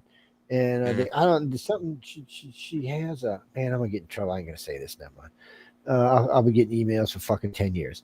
It's, there's just something that bothered me about, when she said that. No. I'm gonna just say it like this. Look, no necktie, no cufflinks, no bullshit. Okay, you get 3 women. Okay, the business partner. Okay, the sex partner. Okay, that's the girlfriend as well, and then the mama who is also your best friend. Okay, and if you are truly blessed, you get all of those under the roof of one woman's head. If not, you're the guy who's got more than one union in your past. We know this. We don't have to debate it. The question is, was she all 3 for him, or was she one of them? And her demonstrated behavior brings a lot of things to question. When you don't, all you know is what you've seen and what you heard. You don't know these people. As a matter of fact, they don't live too far from here. Scottsdale is just over there. Yeah. I had some friends come out of Scottsdale. They all live in somewhere in Montana right now. Fucking weirdos. Interesting place, Montana. Yeah, I've been to Scottsdale. Montana is, oh God. Montana and Wyoming. I hate driving through either one of them. It's like many try to cast aspersion on the credibility, reputation of Charlie Kirk's widow. I'm undecided. I'm just watching this thing. I don't know about her yet. Yeah, that I can't figure out yet. So I mean, she's new to the scene. I don't know. We're gonna have to wait and see where she goes. She's not new to the scene, but she's taking over the Charlie Kirk movement. And I mean, if anyone saw her speech, she sounded quite militant. She did not sound Christian and forgiving. And but she said she forgave the guy. She said she forgave him. I don't know how sincere I take it. Just the tone of her initial speech right after his murder was that of we're coming to get you. Well, it was a flat out threat. I mean, that's how I read it. It's a flat out threat. As God is my witness, I forgive you, and as God is equally my witness, you are most definitely going to hell as soon as we catch up with you. Yeah. That's and exactly that's an emotional reaction. So I'll give that. The thing is, there are other people giving commentary that are supposed to be closer to the situation than anybody else. Hey, for ish and giggles, Candace Owens in her commentary about her relationship with the man and how that they were friends away from the debate arena, and that they were good for each other. In other words, that sandpaper and wood. Without wood, sandpaper's doing nothing. Without sandpaper, wood is rough. Yeah. Now, Candace Owens makes the statement that I know who's trying to hijack Charlie Kirk's chair. And unbeknownst to y'all, we actually know each other personally. I'm just not the black woman who shows up to debate him. We kick it away from that arena. We know each other. I respect him. He respects me. So when she put this out, she narrowed her eyebrows and, did the mad black woman thing and said, I know who's trying to take Charlie Kirk's chair and take the power that he created, and you better stop, or I'm going to tell everything about everything. I'm kind of on the edge of my seat, because I don't know if she was being emotional and just, kind of picking around for controversy when maybe there isn't any. Candace is an interesting character. I mean, they spent a lot of time on the road together. It's, they got, matter of fact, Candace came under fire because she released a lot of those videos of the early days of the two of them on road trips, going to cat and a lot of people karaoke and stuff. I guess they didn't like seeing their hero acting like a goofus. It's, I mean, when you're doing that kind of traveling, you're going to have times like that. You get a lot of downtime, somebody's like, oh, he's only there like 4 hours. Yeah, 4 hours. You got to travel between places. You got to get in and out of hotels, airs, and set up takedowns. I mean, Jesus, man, it's a day's affair every time, plus whatever traveling you're doing.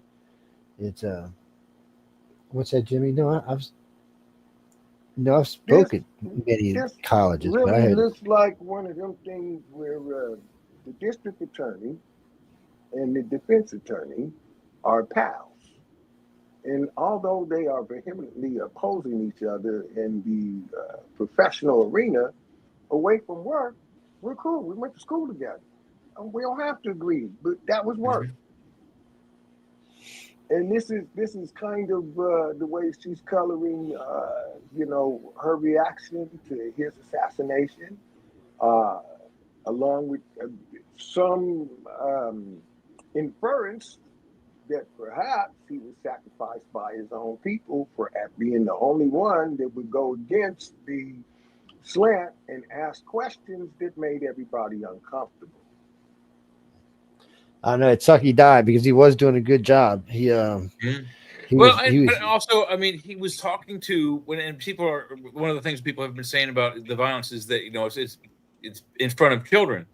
Well, he's doing it at colleges at the very time when freshmen are just coming in. People, 17 and 18-year-old kids who just get out of high school, basically still children, are coming to colleges for the first time, and that's where he was in a college. That's what was in the audience, was college students. They were 17 and 18-year-olds. His family, his 3 and 1-year-old, were in the tent behind him. And if the tent walls hadn't been up, they probably would have seen the whole thing. They certainly did see their father dead. Though, after the fact. It does kind of bother me because I know he had his own teams and all. And I remember him, one of the snipers, he said, I don't understand why they didn't have things draped over the side so you couldn't see into the tent. He said that way it would have limited the shot to just somebody straight ahead of you. Everybody would have been looking in that direction. You would have saw the shooter. He said, I never understood that. He said, that was like a rookie mistake. And really, when I thought about it, it is really a rookie mistake. Because if you'd had like 2 thick American flags hanging over each side, you wouldn't even have seen the target. And he said, on top of that, his bodyguard should have been sitting left and right of him, not behind him. But Charlie's the one that made him get behind him. He didn't want him to be a target. It's what? Wait a minute, Joe.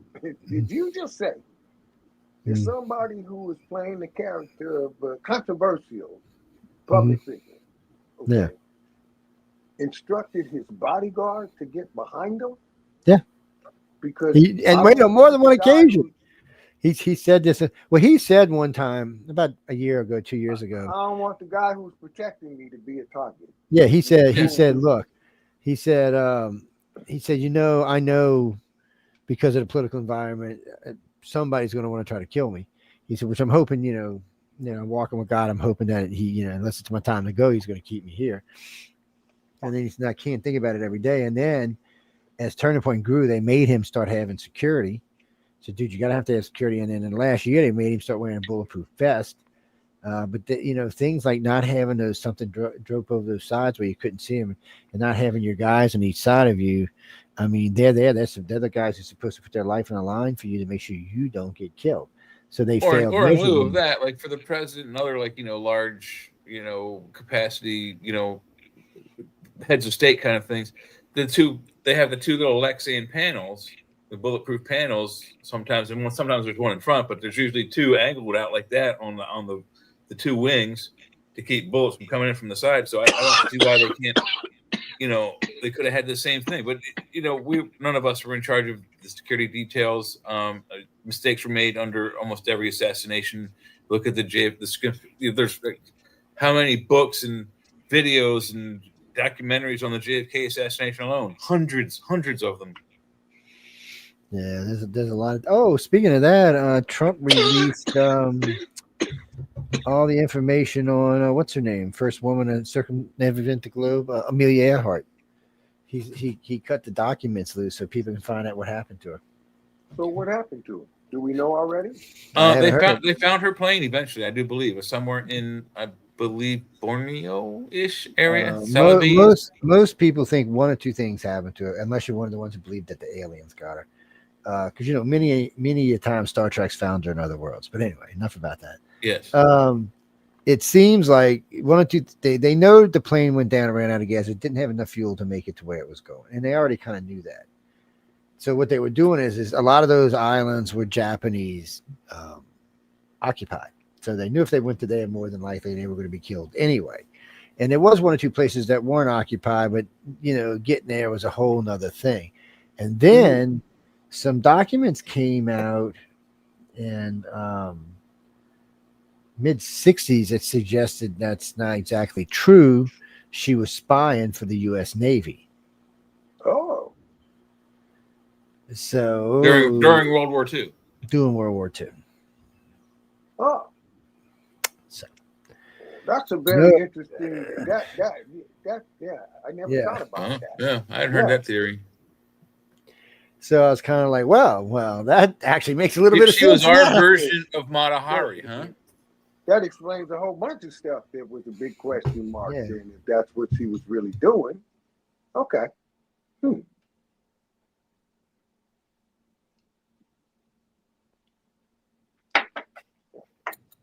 Sorry, guys, I had to sneeze. It's it was kind of weird though when they were talking. I was like, well, that's an interesting theory, and it does kind of make sense being where it was and all, and who she was and what they were doing. Jimmy Lee Ranger, is that your real last name, Ranger? I'm not trying to be mean or anything. I'm just asking. Jimmy Lee Ranger. Okay, well, Jimmy Lee, where are you from? Yorkshire. Oh, England. Oh, hey, what's up, man? I know it's Jesus, man. It's what 7 in the morning over there, huh? How you doing? You up listening to us early in the morning? Yeah, pleasure to have you on board. What you got? You mean the Trump's trip? Man, I mean, come on, guys. Yeah, I have no problem with the way he was treated at all. None whatsoever. He was treated pretty good. I mean, he had that one little day where his little picture was up there with Epstein, but other than that, I mean, there was 100,000 people in the streets chanting Trump. That's far from the first time he went. Nah, I mean, come on. I mean, 100,000 people, Trump, Trump, Trump. There was over 200,000 chanting for well, actually, they said it was over 1 million now, chanting for Charlie 1 million Kirk. worldwide. But if you look at the video from, they said there was 1 million. The Well, mayor of London said there was over 1 million people in the street. Was it okay? Well, yeah. I mean, if you look at the street there's no car. It's wall to wall people.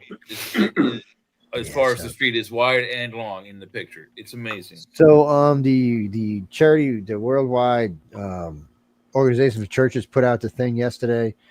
So far, they know for a fact over 110 million people have mourned for this dude. Do you realize? That's more than anybody I've ever even heard of. That's more than Bruce Lee. I mean, the world lost it in '73 when Bruce died. You guys remember that? I mean, the entire world lost it when Bruce died. Like he was everyone's best friend. I mean, wait, and we're only 16 days. You said 110 billion people, right? Million. Okay, well that's big. 110 million. Yeah, 110 million. I think, and I don't have William here. He's our staff historian, but I think that's bigger than the Beatles. And it's been anybody. They were bigger than the Pope. That's big. It just for somebody's death, as far as I know, there has never been a crowd. And wait, it's just going on. It's just getting started. I mean, before it's all said and done, this guy might. Yeah, maybe Jesus was waiting for him to say, "Hey, dude, you becoming competition. Get your fucking ass up here." Okay. Yeah. Well, I mean, that's a good point. He could become canonized within the next 10, 20 years. No, we have an American Pope, and as an American, he could feel some sort of solidarity and canonize Mr. Kirk. Well, what's that, Jeffrey? I can hear it now. Saint Kirk. We got Captain Kirk. We need a Saint Kirk. Saint James Kirk, like as in Captain Kirk, James Kirk. Oh wow. What if Charlie Kirk is the great grandfather of James T. Kirk? Oh Jesus! We don't know. Jay's cut him off. You just take the pipe away from him. Say, Jay, put the damn pipe down. Hey, I promise you, I'm not smoking any more than infused pre-rolls, man. You don't make me spit my damn coffee out. What's that, Jeffrey? Where the hell are you at? No, I was talking to my friend in England. He said, yeah. Anyway, I was happy the way Trump was treated there. I mean, the king, basically gave him a blowjob. I was like, wow. I think he gave him a blowjob to show Melania how to do it correctly. It was something weird about that. And no, I'm just teasing. I like the king, people. I'm just teasing. She is European. I'm just teasing. I like the king. This is what I want to know because I like the prince better. I'm watching the body language, and there are people over here who think that the body language is symbolic of some other level of communication. Yes. Does it really mean anything when the American president walks in front of the King of England? He did that to the Queen too. There? What does that mean? Does that mean that somebody you know what that else means? says I don't have to follow the rules? No, that's not what that means. That is not what that means. That means I am fucking emperor of the world. Do not fuck with me. I control the world. Not you, not him, not her, not Putin, not Xi Jinping. I do. That's what that's saying. I'm more important than you. Exactly right. He is showing the world that I am the fucking emperor. You're going to deal with me, and you're going to fucking like dealing with me. This is not the Trump of 2016. People are making a big mistake when they deal with him. This is not who this is. He's not seeking another re-election. He doesn't want to. He'll be 82 when he gets out of office. He wants to leave a name for himself, and he wants to leave a good one so that his son, what's his youngest son, Barron, can be president one day. Okay. So he wants to make sure he leaves us in good shape, and he's working hard at it. I mean, come on. I've been alive a long time. I have never in my entire life, even including Reagan, seen this much fucking done in 10 months ever. Ever. No, look at how Whether you like it, don't like it, hate him, love him, it doesn't fucking matter. I have never, good, bad, ugly. I've never seen a president do this much. I grade real hard for politicians because, almost 60% of what they have to have as a skill set is you got to be a good liar. You got to be able to throw the rock, hide your hand, and time everything so that you always look like the hero. And everything is not going to make you look perfect. You're going to be under the gun. But in the years that I've been paying attention, this is the first time what I paid attention to is how much stuff got done in 6 months. That's amazing is what it is. That's how long this guy's had this job. Really, he did a whole bunch of stuff. It feels like he's been in office for 4 years already. Yeah. Okay. The amount of attention that he's getting, and every morning I wake up, every afternoon, he made some other statement. Everybody's losing their mind over here, over there. Everybody's running around like a chicken with their head off, afraid of what he's gonna do next. And he never tells you until after it's done. Or until you're like, what the fuck just happened to me? Also, gentlemen, may I interject also that you're both overlooking the fact that Donald Trump, not through any power of his own or intention of his own, but Donald Trump has dominated the news on every network media station for the last at least 12 years, maybe going towards 16 years. For sure, 12, no matter how you look at it. He's dominated. But I gotta say, he's a fucking madman, is what he is. I spent many years in Hollywood, so I gotta say, Donald Trump realized that it's the press that was in control of elections and who hears what when and popular opinion. Absolutely, yes. Right. Yes, so he came to Hollywood and he studied down. He said, I'm not going to depend on Hollywood. I'm going to go get the game. I'm going to learn all the insider techniques about how to bring attention, proper timing, learn all of this commercial stuff. And then he applies that to being president. Pretty smart. Most people are not. Oh, that's absolute truth. They're going to want the machine to support them. He decided, you know what? I'm going to become the machine on my own behalf. Well, I agree with that. He's just, and what gets me about him is how many people, especially the Democrats, don't realize when they're being played. I'm thinking the other day he said something. Oh, well, Gavin Newsom starts going on and on about his people keep sending him Trump 2028 hats.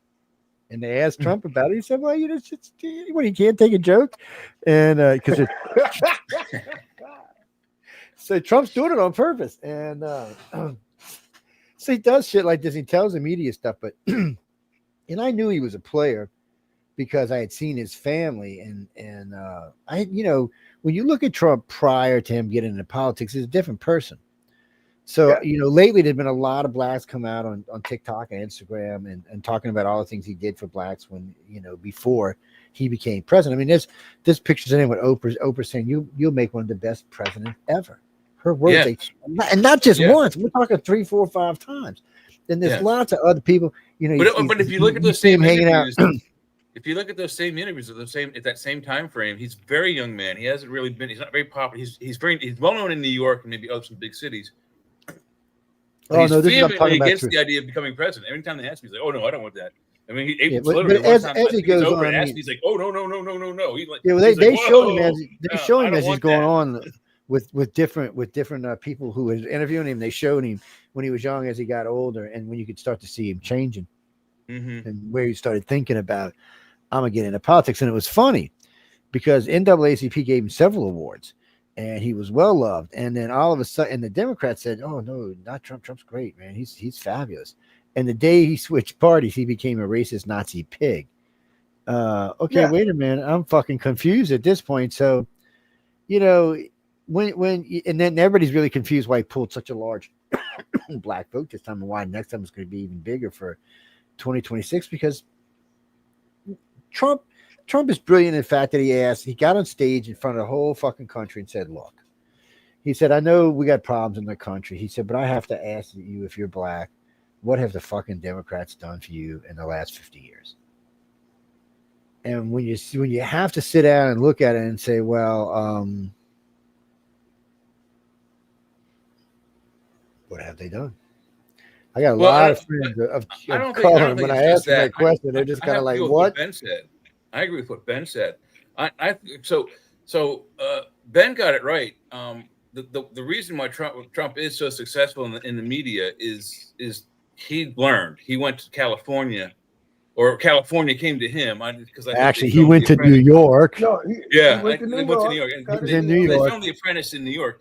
But the same reason why President Reagan was popular as both a governor of the state of California for his 2 terms, and then president of the state for his 2 terms, was because they knew how to read the written words that were given to them in a speech form. They knew how to address the audience when they were talking, and all the actors did. And Trump went through that same training, maybe not as intensely as Reagan. Reagan wasn't necessarily the Oscar winner. He wasn't like the Brando type, but that's how he was so appealing to the countries. He learned how to speak to the people and make them feel entertained, happy, sad, whatever.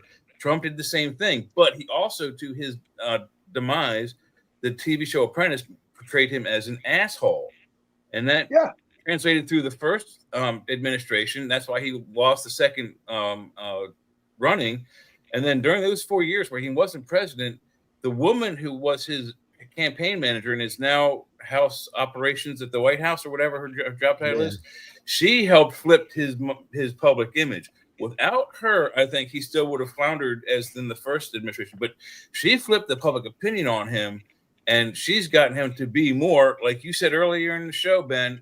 It's a fucking business. The country we have, it's a fucking business. Look, and we need a businessman to run it. And she flipped the public policy on him. If the public really hadn't hated him as much as they did, he wouldn't have made it. You need an image manager. Okay. Well, that's true, and it's not true because she'll tell you she'll tell you she learned from Trump. Look at the goofy running man. Look at the goofy running man when they're talking to like just like you said, like a manager, Ben. If you look at the movie The Running Man, there's the one scene where Richard Dawson, the game show host, is talking to the president or about to talk to the president. He's like, "Well, call the president's agent." You have to have a public agent to change your image. Somebody that's whispering in your ear, "Hey, look, go out Don't there say that. what you mean, but say it this way." But you talked about the black vote. Okay. I'm going to just call it the non-white vote. Okay. Then here's what I mean. Those of us whose pronoun is non-white, what do we mean when we say that? We don't have the option of exercising some, fleeting privilege that may or may not exist. Okay. What we know is that when the Democrats are in, they blame the Republicans for everything. So it's people who don't have no money. No, listen to what I'm going to tell you. because these are the benefits to being not white. Whether because there are no privileges. There's just your situation. When the Republicans are in, they will loan you money to open a business and get your shit together. When the Democrats are in, they're going to say that everything wrong with you is the Republicans' fault. So they're going to take their money and they will loan it to you to go to school. So you got two shots. Get educated, open a business. If you're smart and you see the game, you do both. That requires that you play this game through two administrations consistently. And it was like that up until Obama. After Obama, it changed that. During Obama, it changed. He became the great divider in chief, and the country changed. Well, the country became something else. It's nowadays it wants somebody. The reason, and I said this before, anytime a Democrat gets mad about Trump, I always say the same thing. I said, "Well, you're a fucking idiot. You put him in office."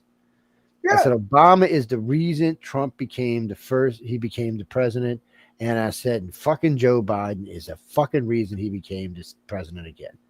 I said, if you would have put anybody up that was a decent president, he wouldn't have won either time. Or if you had put up a candidate, but I said, Obama towards the end had become really bad. His numbers were really low. In his first 4 years, his numbers were really high. His second 4 years, they were really low. Plus, he was killing people all over the place. He was leaving a bad taste. He was a charismatic persona that spit poetry. To stand there and go, what this country needs is a change. Yeah. What this country needs. And that worked the first 4 years. The second 4 years, that shit didn't work. Okay. I mean, and he was lame duck his whole second time. Change from what to what? From who to who? What kind of change you talking about? Nobody would ask him to back that up. They were just charmed. Did he? Well, did he not? Did he not try to attempt to have the national religion called as Islamic religion? He did try for that, did he not? No. That's just all smearage. This guy didn't have an agenda. Look, his agenda was to be in that role and be so smooth at doing it that nobody black would complain that he didn't do nothing for them. But now black people he was pretty smooth though. Yeah. Show up and, hey, I got this. That's all I hear anymore. How you like me now? So answer me this, Ben. How did he go? We didn't get shit done. How did he go from being his ass kissed to now black people all over the country just hate his ass? I know Kamala Harris hurt him because when he went out there and said, when Joe Biden went out there and said, you ain't black if you're not voting for Kamala, and Obama got out there and reinforced it pissed off a lot of people. I mean, a lot of people got pissed off, man. They were like, what do you mean we ain't fucking black? Well, it's kind of like they're trying to direct the vote, Wait, you said some old white man can't even remember how to zip his pants, going to tell you ain't black. And then the black guy, the president, is going to sit there and say, oh, yeah, well, he's right. If you're voting for Trump, you ain't black. And I was just like, really? I said, I'm telling you, that's not going to go over. And it did. Yeah. It was the biggest PR debacle mistake that they could have made under those circumstances. Oh, no, they've done worse since. But yeah, at the time it was. But, black people as a whole in America are not naive the way they used to be. Okay, and when I say they used to be, there was a time when the president could pick up the phone and say, hey, James Brown, we need you to go out, spin around like you do, drop down in the splits, jump up and tell everybody, say it loud, I'm black and I'm proud. Tell them to be cool and behave themselves and everybody be a good United States citizen. Handle that for me, will you? Okay, peace, bro. And it worked. That was how many years ago? It's a different world today, that's for sure. Yeah, it's not the same as it's not the same as it used to be. Well, so it was funny. Just recently they were at a college and they were asking people, what do you know about the past? Who do you know? How do we get to where we are today? I got to say, the majority of Americans are not as educated as they should be. It's not just Americans, though, Joe. It's not just Americans. It's not that. I mean, things like when you start getting into things like how things came to be, how we got to where we are today, why things were the way they are. That kind of history needs to be solid. It doesn't need to be changed because it's just history. It's nothing else. You know, and if it's if what it's it been is. written wrong and we find out what the truth is, it needs to be rewritten. But most of the time that's not what it is. Gentlemen, here's an observation, and I'm curious about your thoughts about my thoughts, and that is simply this. Man, as we understand him to be, based on what we could study, okay, has lost his humanity. It has been replaced with the technocracy. The technocracy is replacing a fear-based theocracy. Okay, everything that we learned about being a good person has fear connected to it, that God is going to send you to hell. The church is not going to find you in obedience and within the perimeters of social decency. So the concept that our inherent nature is to be civil and be good to each other, we lost that a long time ago. So we're in terms of how did we get here? We got here because the old system needs to be replaced or the lies need to be removed. And that scares the people who've been using it to stay in power since before we were born.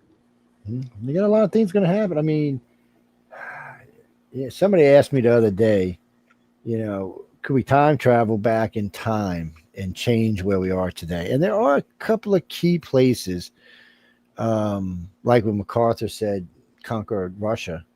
Actually, what they said was go back to World War One and not give back any territories that we took all the way up until today. That would give us 84% of the world. I think World War II may or may not have happened. There's lots of things that could have changed. Yeah, so, absolutely. Well, no, they were saying for World War II to happen, they were just saying that all the territory, we should have kept it all. And right. The problem for Earth is there's also the grandfather clause. You know, what if your great ancestor was killed or not killed the way they're supposed to be? You know, your family may change in ways that you no longer exist. It's not exist. even about that. It's about there's only certain places the planet can go. And at this point, with 200 different countries, we're asking for World War III. It can't stay this way. It's not sustainable this way. The population is, but the way the dynamics work are not. Sooner or later, there's going to be a big war. Are we really at the point where we can't share the resources? I have to kill my neighbor. Is that really what you're saying, Joe? China's got. Think of it this way. Between China and India, they control 3 billion people. Yeah. 1/3 of the population so far. Yeah. How much of the resources are they going to need? We're measly just 350 million people. That's all we are. We're not that big in the grand. And even if we had the Europeans, we're only about not even 1 billion. So, I mean, we're vastly fucking outnumbered here. And, people don't even stop to think about that. And if it comes down to a resource fight, fortunately for the U.S., it's very advanced, but still 300 million versus 3 billion. That's not exactly a fucking still though. fight. If we were to go to full out World War II right now, or World War III rather, we don't have even the manufacturing resources we used to have prior to World War II. And that's something else we were bringing up earlier. That's another reason Trump wants to bring it back. He wants us to be the manufacturing base, because if you get into war, you have to be able to manufacture. One of the things that saved our ass in World War II is we were in the middle of a major manufacturing boom. So it allowed us to just key up and go. Well, then given that, that there's over, I think, 5 pounds of silver in the tip of every Scud missile. Why are we giving it away to foreign countries to go finish them shit that we didn't start? And the American people don't know that our mineral resources are at the tip of this thing, and they're just today it's not even our mineral resources. It's minerals we bought from China and gave to somebody else. You can figure that one out. Yes. Deeper than that. Right now, America's only producing 5% of its own minerals. And we have the minerals in the United States to do it, but we're not set up for manufacturing or mining for this stuff. We're okay with mining. We have a few states that are experts on that's mining. not what they were saying yesterday. They were saying that's because that's propaganda. They're not talking about stuff that's highly dangerous to mine, is what they're talking about. Like doing coal isn't West Virginia. They do coal. They mine coal right out of the ground. That's not dangerous. No, Come this is on. far more dangerous than coal So is. are you talking It's still about there. lithium? What I'm saying is we have an and those type infrastructure of people willing to do that kind of work, and why not? If we could get them to do it, you pay them well, they'll do it. Yeah, well, they're going But to have to no, because it's coming here. If you when you wanted to, think about supply side economics, okay, well, if we're no longer as a country really the big guy in the equation, smart is sit on your supply and trade with everybody else, because the day is coming where the only thing you're going to have is what you got. So don't sell that. Yeah. Hang on to it. Leverage it. He's got a point. Funny you say that Use the because receipt that says you own it to go borrow money to buy everybody else's stuff. Keep everybody eating. Do not sell our assets to nobody. so you do know the F-22 Raptor we don't sell to anybody, That's smart. not to anyone. What are you talking No about? one's- Mine's coming in next week. I have to go down to the dealership No, and pick it up. the Raptor doesn't get sold to nobody. The Raptor is for homeland defense. Where do you think I live? It will fuck somebody's world up. When the first time Putin seen one, I thought he had an orgasm. Xi Dude. Jinping, I know he did. Xi Jinping was does like this. almost peed himself. It does this. See ya. Oh, Yeah. it's real. Huh? I thought I was watching AI. So it's real. No, No, yeah, they literally F-22 take is a this beast, straight man. up and go, whooping. It's a Yeah, beast. just do a dolphin kicks. vertical takeoff.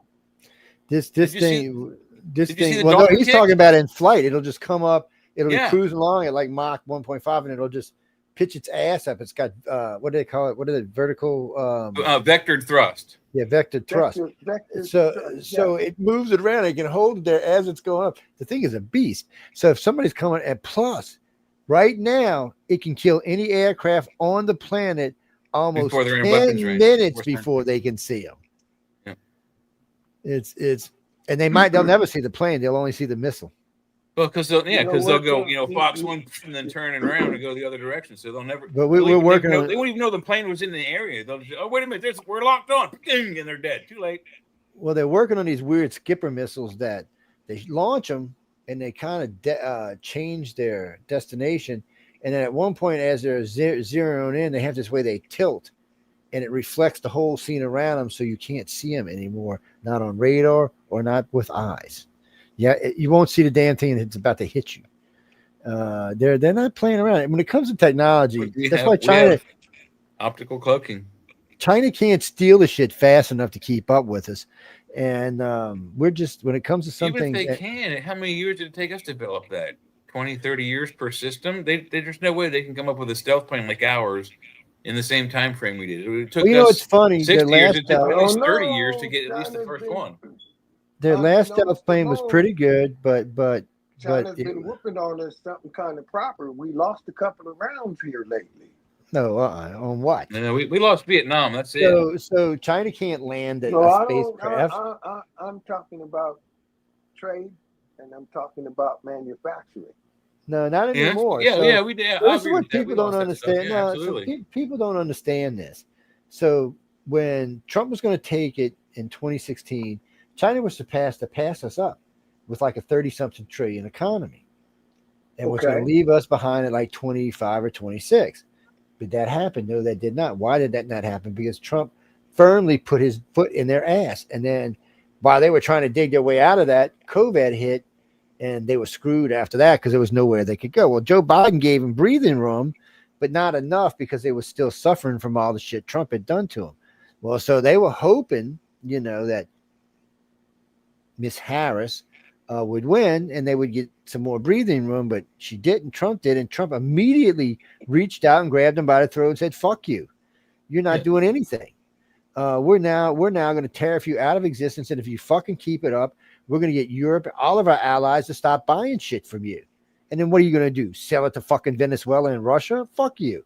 See, that's the problem here. Is people forget that the majority of the world, out of the 200 countries, 170 of them are going to follow the United States in finances, because between us and Europe, we control the majority of money in the world, like 2/3 of it or more. Okay. Because China has roughly about a $12 trillion economy. I think Russia's at like 1.5.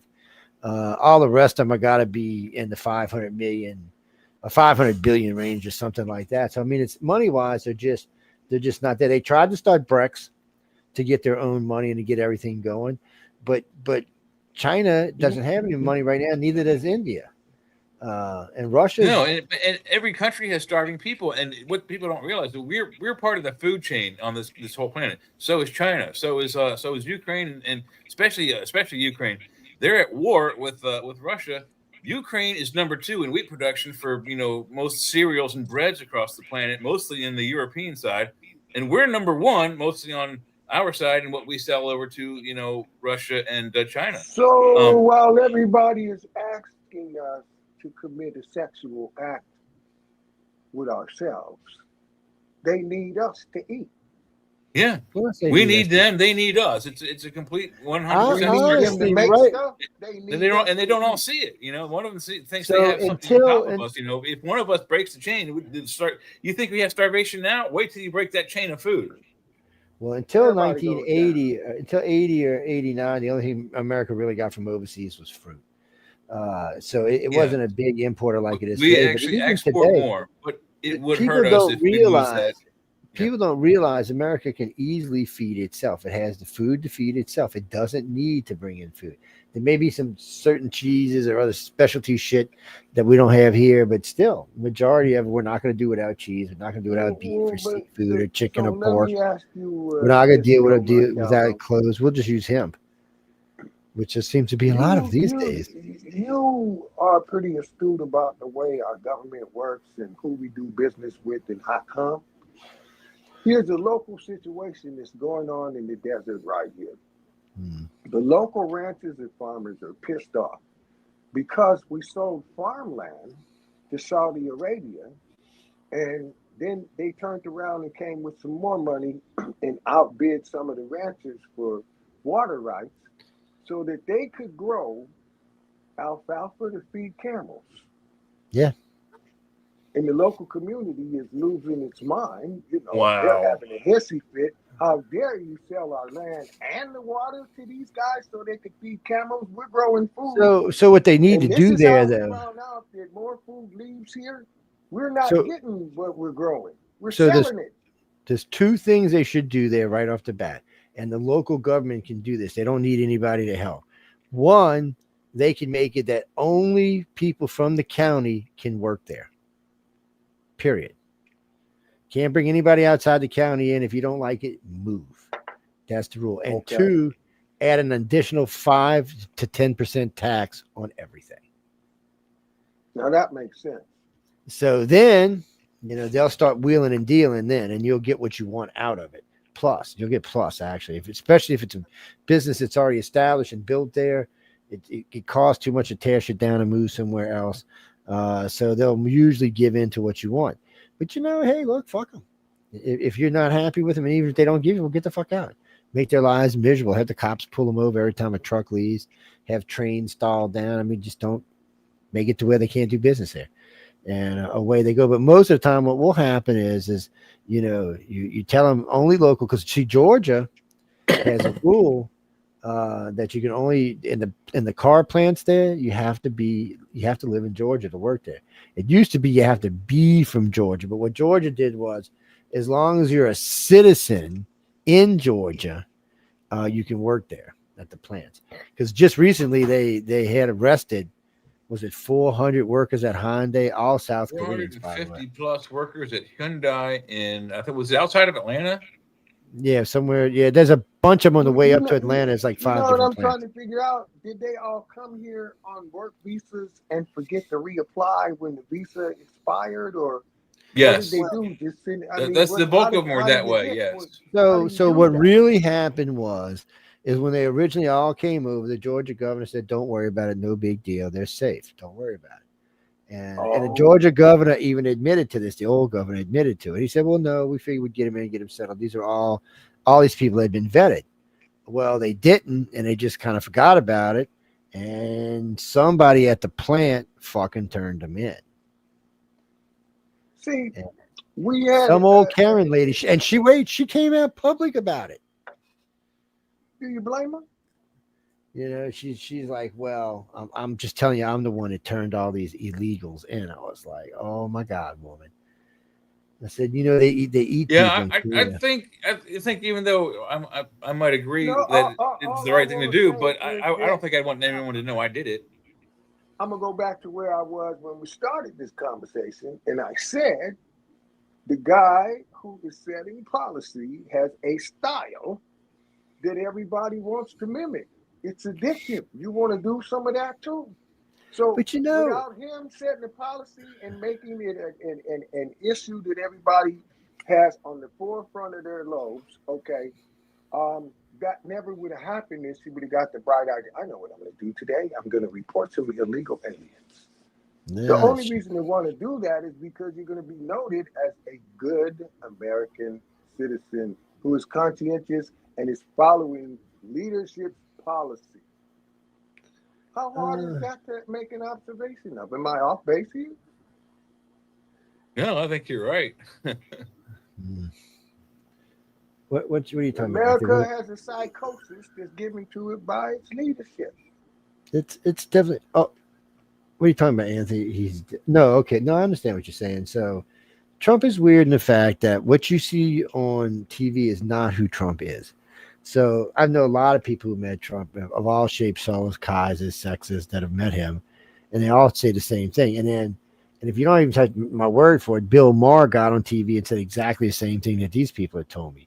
When you're sitting there talking with him at the White House, he's not the guy you see on television. Moore was stunned. He said, first, you let me say whatever I wanted. He didn't get mad. He said the thing where he had the 1,000 insults about him, he actually signed it. He said he's got a sense of humor. He said the guy was cordial. He said, I thought I was in a fucking Twilight Zone. And, Kid Rock told him, he said, no, he's not who you think he is. And there's been several other people that have come out and said, no, he's not. Well, I said that a while back, because I had seen how he was with his kids. What was a good tell for Trump? He was doing something, and his fucking granddaughter ran out of nowhere, like, 2 foot tall, wraps herself around him, likes to knock him over the fucking golf cart. He reached around, picked her up, and hugged her. Didn't fuss at it, didn't even lose his temper. So then and there. I think there's also one. I don't know if they're out at the golf or they're at his home or something, but I don't know if it's the same kid even. But a child runs up and grabs him by the leg and fireman grips him, and he just kind of walks around, kind of stumbling, letting the kid hang on, but he's it's a lot of weight to carry a 3-year-old on your calf when you're 80. That you make that observation. What I want to say to that is that there are some in small groups making the observation that the president is in ill health. The additional observation that they make is that who he's being is who he learned how to create in Hollywood. And that he is split in facets, okay, a great deal of which is the role of President Sybil. Versus the man that he actually is, and that the stress of playing the character is what's making him physically ill. Well, yeah, you're right. They've also started saying, I think just recently, I don't remember where I saw it, Fox, ABC, the internet, I don't remember. But it was on DirecTV. DirecTV has this thing called News Mix. And it's like Michael J. Fox in Back to the Future. He comes into the house and he goes, give me stations 15, 27, 68, and 124. And the TV puts up 5 different screens. It's like this is 4 screens and 4 different news stations, so you can flip around to them and then you can select it and you go big on it. Okay. But one of them said that oh God, what was the point we were just making? What were we just talking about? I lost myself there. He's cut off, man. That's it, guys. He's cut off. Anyway, people. Oh shit. It'll come back to you, man. Yeah, it'll come back. It's Trump is just not who he's just not the same person that we get, but that's normal. I mean, somebody asked Linda one time I was speaking, where the hell was I? I was in DC, and we went in the elevator, and the girl turned around and asked Linda, she said, Is he the same person at home? And she looked at it and started laughing. She said, what do you mean by that? He's worse. Well, he said, I mean, is he this cordial and this nice? And she said, well, Joe, it's who you see is what you get. She said, that's just who he is. And she said, well, I don't understand. He said, well, who you see at that moment is who you get. I said, whatever he happens to be doing, that's who he is. He adjusts to the person that's around him, which is true to an extent. Um, but the girl just wouldn't take the answer. She was like, no, no. But and I guess she didn't even know I was standing there. It was kind of embarrassing, to be honest with you. And she's going, no, but he's like this and that, and like this, and how can you live with someone like that? And she looks over at me. She said, baby, you want to take this? And I looked back at her. She fainted. One and all straight back things. Fainted, yes, just boom, and slid down the elevator wall. Eyes go white. Yeah. So she gets up and she's all freaked out because she's seen me and shit. I'm like, what is wrong with you? And she's like, I didn't know that. I hope I didn't offend you. I said, you didn't offend me. And I said, when you hear me speaking, that's just who I am. I said, I don't really lie or anything like that. I said, because I talk too much and it would be too hard to keep track of it. I said, it's just better to tell the truth, at least the way I know the truth. And that way, when someone asked me 2 years down the line, did you say? And I said, yes, I did say that. And you are a dumb fucking ass. And that's why I fucking said you were a dumbass, because you are a dumbass. And see, then I'm fine. Jackie Chan, that's your new nick, Jackie Chan. What you doing, Jackie Chan? Yeah, I don't believe you, Jackie Chan, right? So what do you got? You mean Turning Point? Do I think it's going to keep growing? It is for a while. Turning Point is in a precarious situation. It's got the money it needs. It's got everything it really needs. I don't know how. Definitely got the momentum it needs after this week or past week. And or whatever. so the real problem with Turning Point is keeping the momentum going in the colleges like they've been doing. Well, they don't have just one person that can do that anymore. Replacing Charlie Kirk's not going to be that easy because he understood how to deal with people and not to let himself get angry. Reason I win so many debates when I debate is because I don't let myself get angry. Because once you get mad, you've lost the debate. You've lost. And she's going to take over the Turning Point. She even said so in her speech. But again, like I said, with her speech, she sounded extremely angry, antagonistic, and like she was threatening whoever and anyone else that has anything against what they're trying to represent. It seems like she is coming after that kind of mentality, and it didn't sound like she was going to be nice, kind, and Christian. No, this is how I perceived it. Everyone is welcome to go look at her speech immediately following the death of her husband, but I found her to be saber rattling, and there's no other way to put it. Well, that said, what is your opinion about making the observation that key people in certain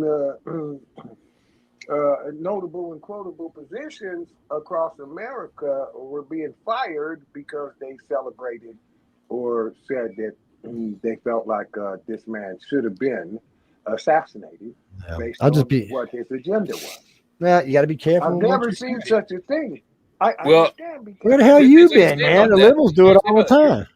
You are welcome to your opinion, but if you look at most manuals, if you work at any building, any big company, they have it's kind of an owner's manual. That's how you're supposed to act within the company's guidelines. And if you express opinions that are against the company, they can easily let you go. So I don't see a problem with that. I just think it's wrong. If you think it's good for someone to have died for their things, that's horrible. I don't want to ever talk to that kind of person. But this is the real problem. I don't feel sympathy for them having lost their jobs for celebrating a man's death. I don't think they. What about freedom of speech? The same way he exercised. But wait, but there is no freedom of speech here. Don't go around going, woo, yay! You can't. If you're a liberal, if you're a Democrat or liberal, you can't throw freedom of speech. When Roseanne got canceled, did they say anything about that? When Tucker Carlson got fired, did they say anything about that? I mean, the Greek. That's all freedom, and that's all freedom of speech issues. All of those are freedom of speech issues. Your opinion about the way those words are translated into action and perception on the behalf of demonstrated by the people in America at large. In general. It doesn't matter. Hate speech is guaranteed by the Constitution. Yes, it is. is there a difference between the freedom of speech and the freedom of expression? It's the same thing. To a degree, yes. I mean, you can express hate, but includes, you can't. If you can express your hate and it causes someone to incite violence, then that expression becomes unconstitutional. So it's a fine line, even with speech. I mean, there's a So difference you between would hate say speech that and there's a difference between nothing that this man said. violent speech. It Are is you illegal to saying that incite Charlie to riot. Kirk never said anything inflammatory that incited groups of people to a particular perception that bordered on violence? Actually, not so much he did, but the media sure tried to. The media sure did. So just recently, this I can't think of his name right now. He's a really pretty famous black guy because everybody kept saying Charlie Kirk was a racist. Now this guy and him are pretty good friends, so he came on TV to explain who Charlie was. And he said, racist he is not. I said, the guy looks up at the guy, said, you do know who Candace Owen is, right? He said, him and Candace have been friends for a decade. They were riding around in the car together forever. He said, you can't say he doesn't like blacks. That would just be an outright lie. So he called them out on it. But you see, that's what happens with the left now. You know, the left says stuff, but they do. The liberals have become do as I say, not as I do. That's what they've become. Yeah. The Republicans are to the point where they just don't give a shit. They're like, look, we're here because we want the country to be out of debt and so that everybody who lives here can really truly have the dream that they want to have. Other than that, you do what the hell you want. It's like when I hear the left say, well, they're stifling speech. Really? I didn't see Trump go tell the FBI and the CIA to go shut down Facebook and Twitter. Didn't they just say that during the Biden administration that they were censoring free speech throughout the media? Yeah, and they were meeting with all the social media people, the big people, once a week. They also hid stuff from us, like what they were found scrubbing out the news for the entire Biden administration. All that stuff they found out about the Ukraine and Hunter Biden, they kept all of that secret. They wouldn't let it be released. And if you did, if you found out about it and you put it on Facebook, you got kicked off. If you talked about COVID, you got kicked off because it didn't fit the narrative of the administration. We were on the edge of actually not being a free country anymore. Look at the we did how many months? 18 months, 19 months of pure polls and stats. Did we not notice that the trend in the stats didn't really change much? That whole 18 months. You want to know one of the things that helped Trump to win the last election was when the Democrats having him on the news.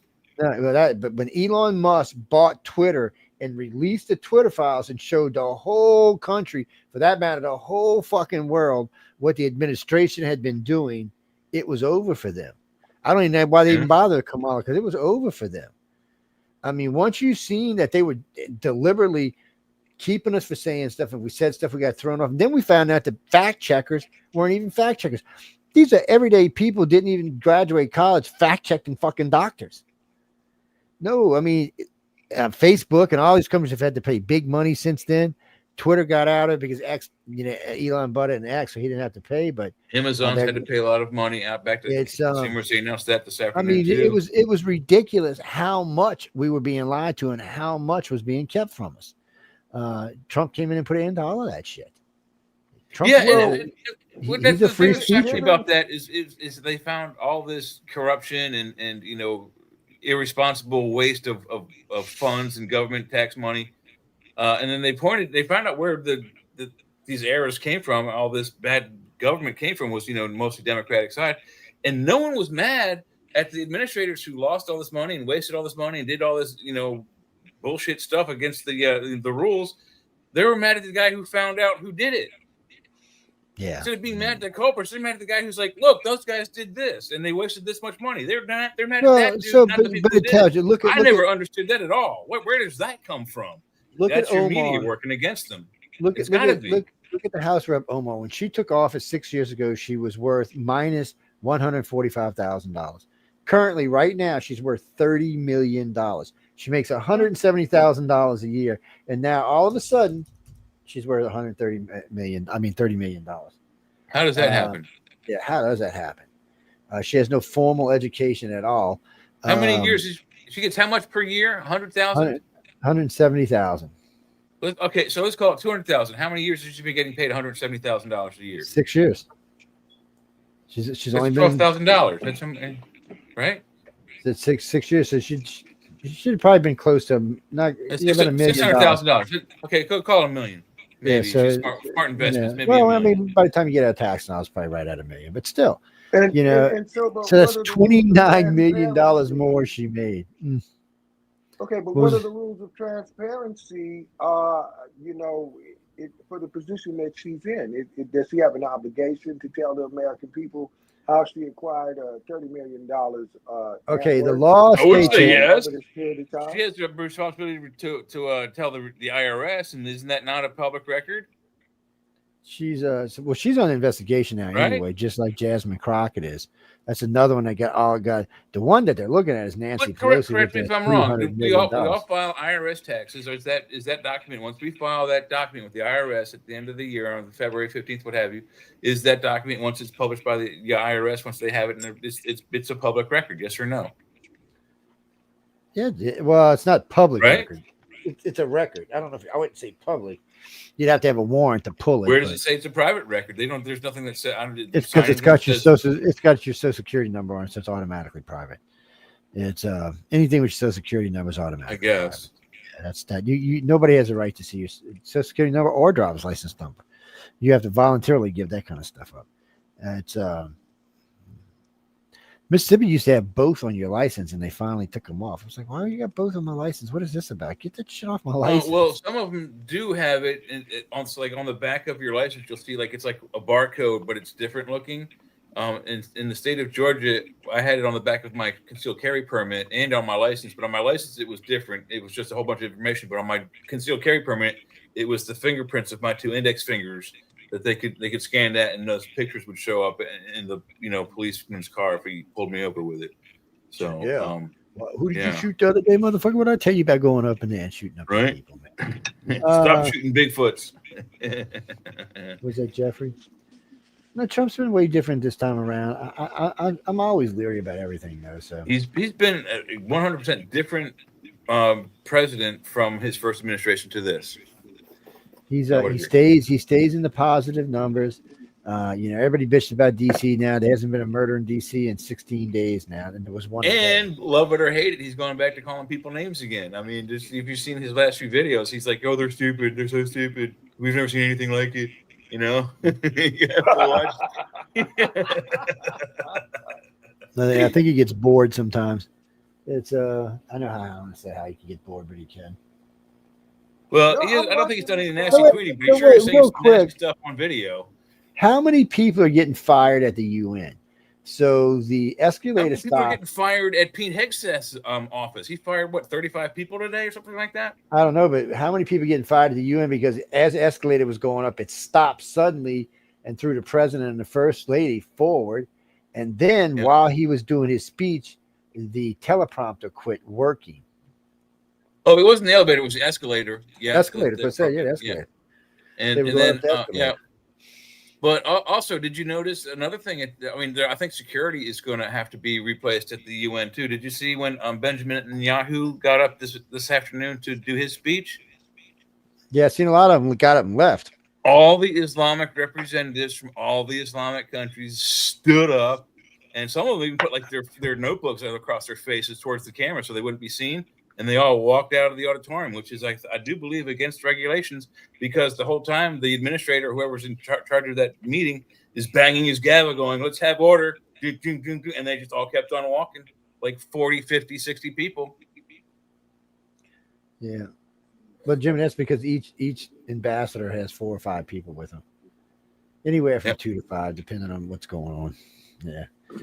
It's like a little echo chamber is what it is. And it's a lot of staff, a lot of people. So so Chris, real quick, I know we're getting closer, but so here you go. You wanted the stats from earlier. So currently, we talked about this earlier, but if you're a Democrat and you're going into 2026, currently right now the 3 number 1 issues in the United States are the economy. Yes. Gas, economy, the border, and crime. In that order, by the way, too. So currently, Trump is plus 7 points on the economy. Y'all are minus 16. So that's a 23-point gap. So on On the border, I think he's either 13 or 14. You're on minus 30. That's a 44% gap. On crime, he is plus 22. You are minus 35. That's a 57% gap. You've lost. There is no election for you. You've lost before you've even gotten there. Yeah, I agree on that, but I disagree with you on what you think how the three important issues are. I do think economy is it. No, I don't say that's it. I don't think that's what they're be saying an it is. issue with he's going to Chicago eventually, but he's going to Memphis next. He's not going to Chicago. He can only go. He's only going where the governors ask him to go, and the Democratic governors already said he's not going. He'll eventually have to get there. Question, Joe Montaldo. This information that you're sharing with us there now, is that the information based on the American people were only given those issues as a choice to choose between? So they gave them. They do like to do in every election issues. There's 12 primary issues that they put out. Those are the three that people picked as the most important. So that was taken off of about a 200,000 person poll, which means they're pretty accurate. When was it taken? What is today? 24th. Okay, so 3 days ago. Yeah. So it ended on the 24th. Coming up, they didn't mention gas and energy prices. I would think that would be number 2. No, economy. No, that is the economy. That's part of the economy. It falls into the economy. Gas and energy all falls into the economy. But it's just part of the economy. I would separate that. I think the economy is more like. But then you'd have to separate water, gas. But then you'd have the utilities for the house, not for your car. And I would think groceries would be part of the economy, but gasoline and gasoline is part of the energy prices that falls part of the economy. But it's still the economy because fuel prices drive the economy, so it's part of the economy. So it's definitely. That's why I'm shocked they didn't single out fuel as its own. They never do. They never do. It's always part of the economy, and that just shows you. So currently, Democrats, your approval rating nationwide by everybody negative 33%.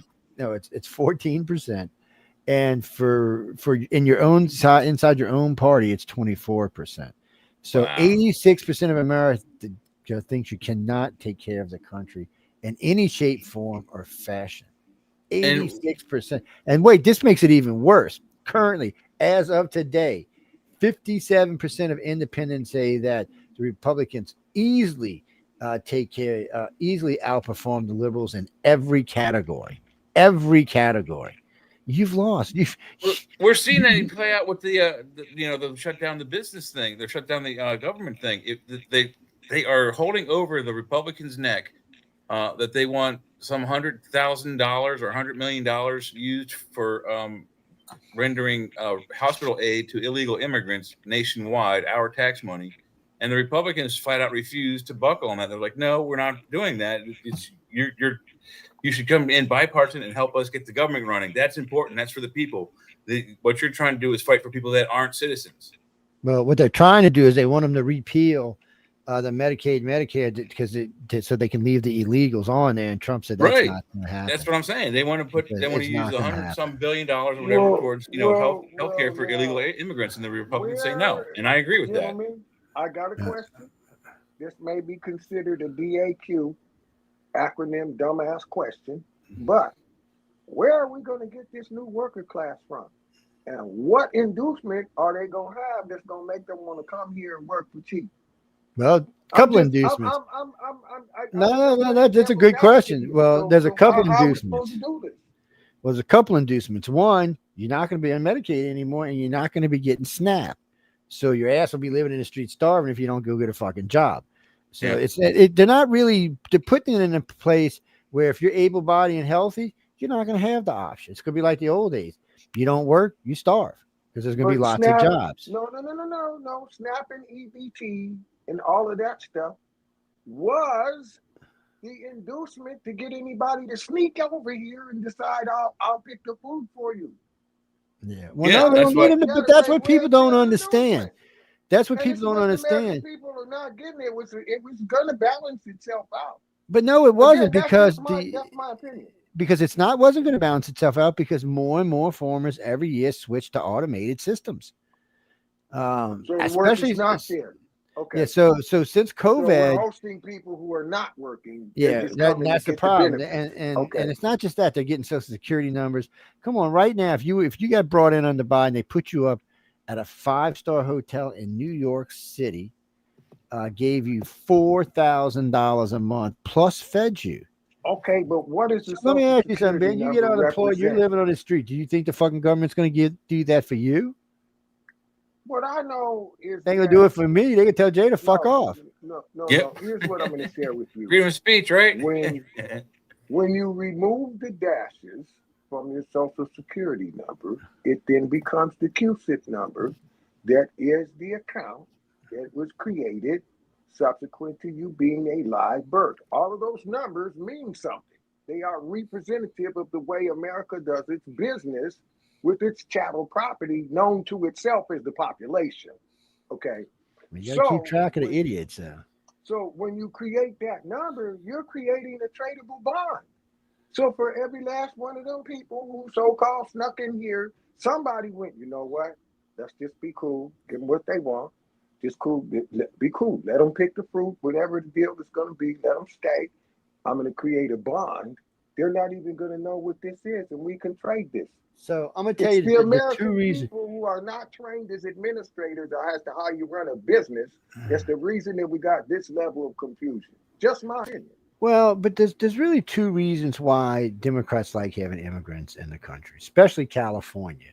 So if Trump's thing goes through, and they have to take immigrants off of the census. Get this. I bet you didn't know this. How many? They lose tax money. But how many people do you think come to the United States on a visa? A lot.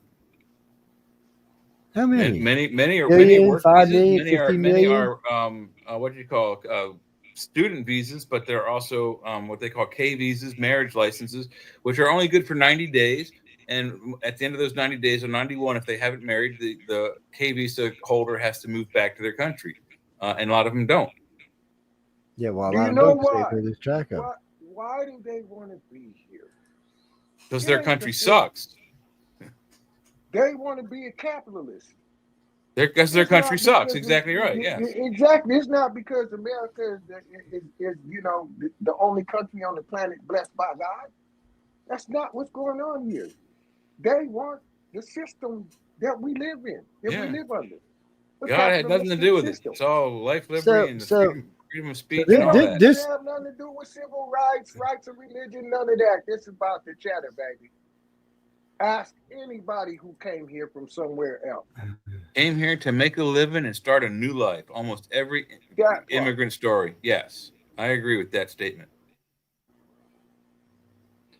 It's what's that, Jesse? There's a lot of stories on how many visa holders there are. Somebody and get them to work for free or cheap or whatever you want to call it.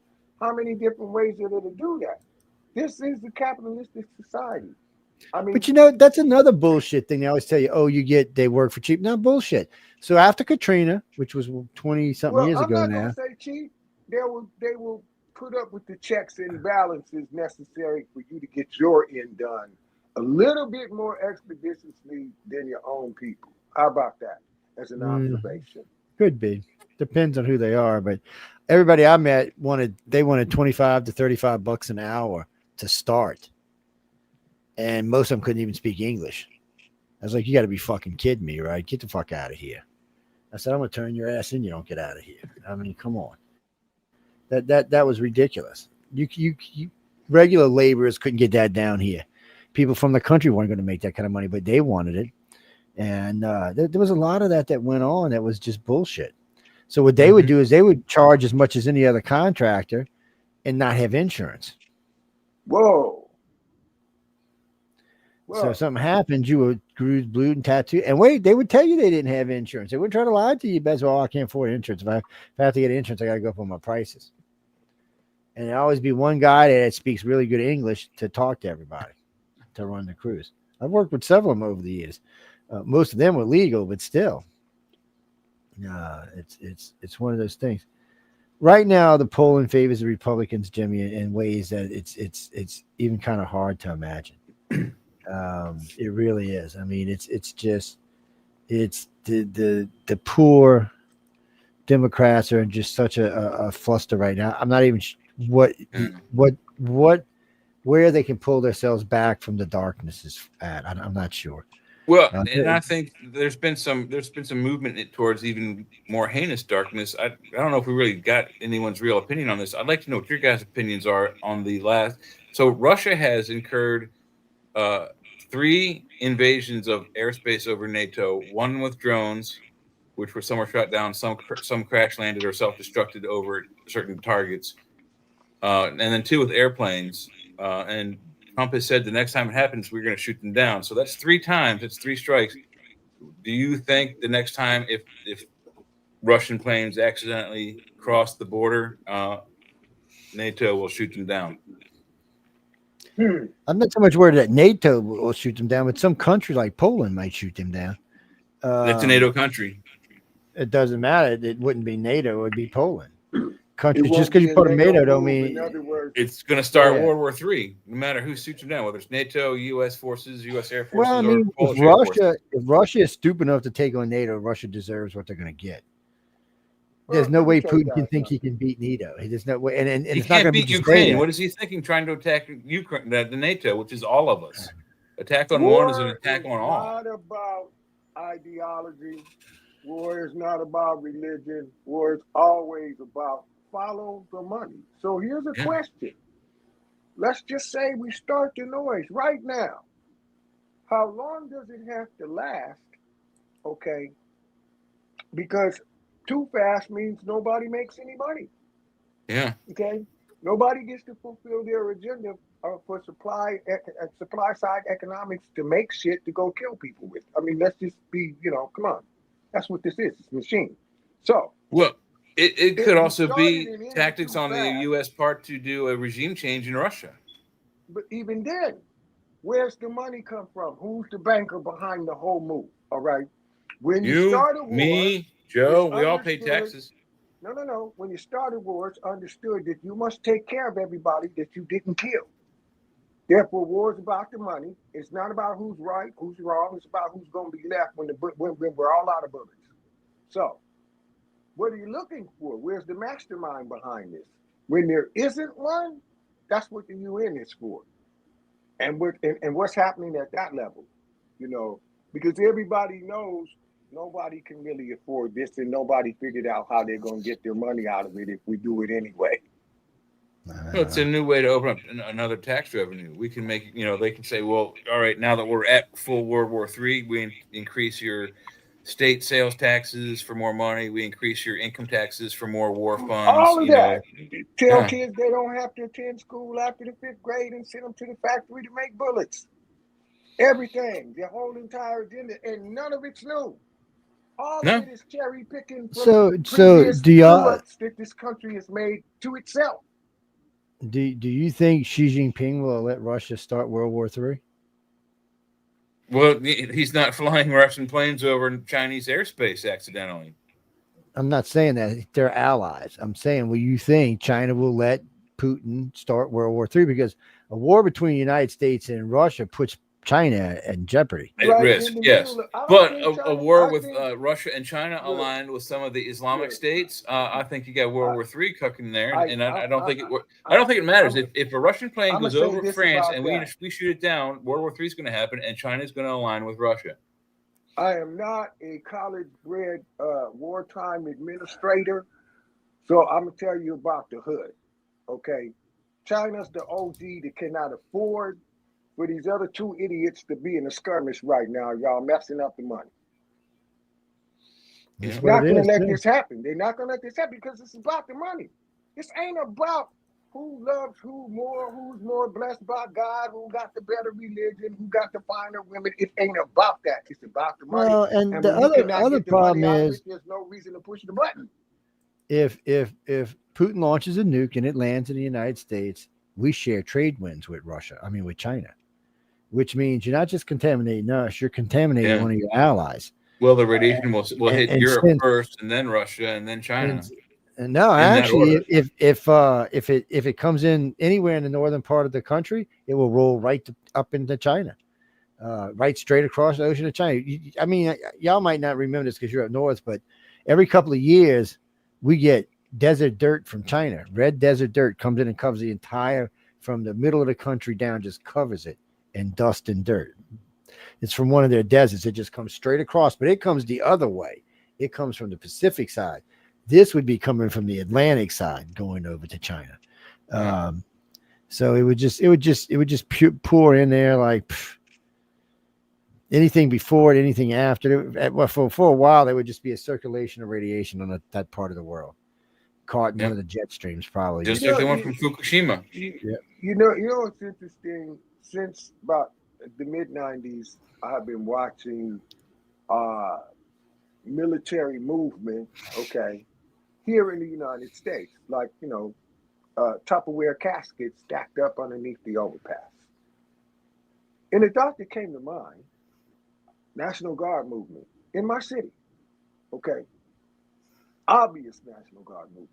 The thought that came to mind is, well, wait a minute, everybody's all ready enough for something, but nobody wants to really do what the something is.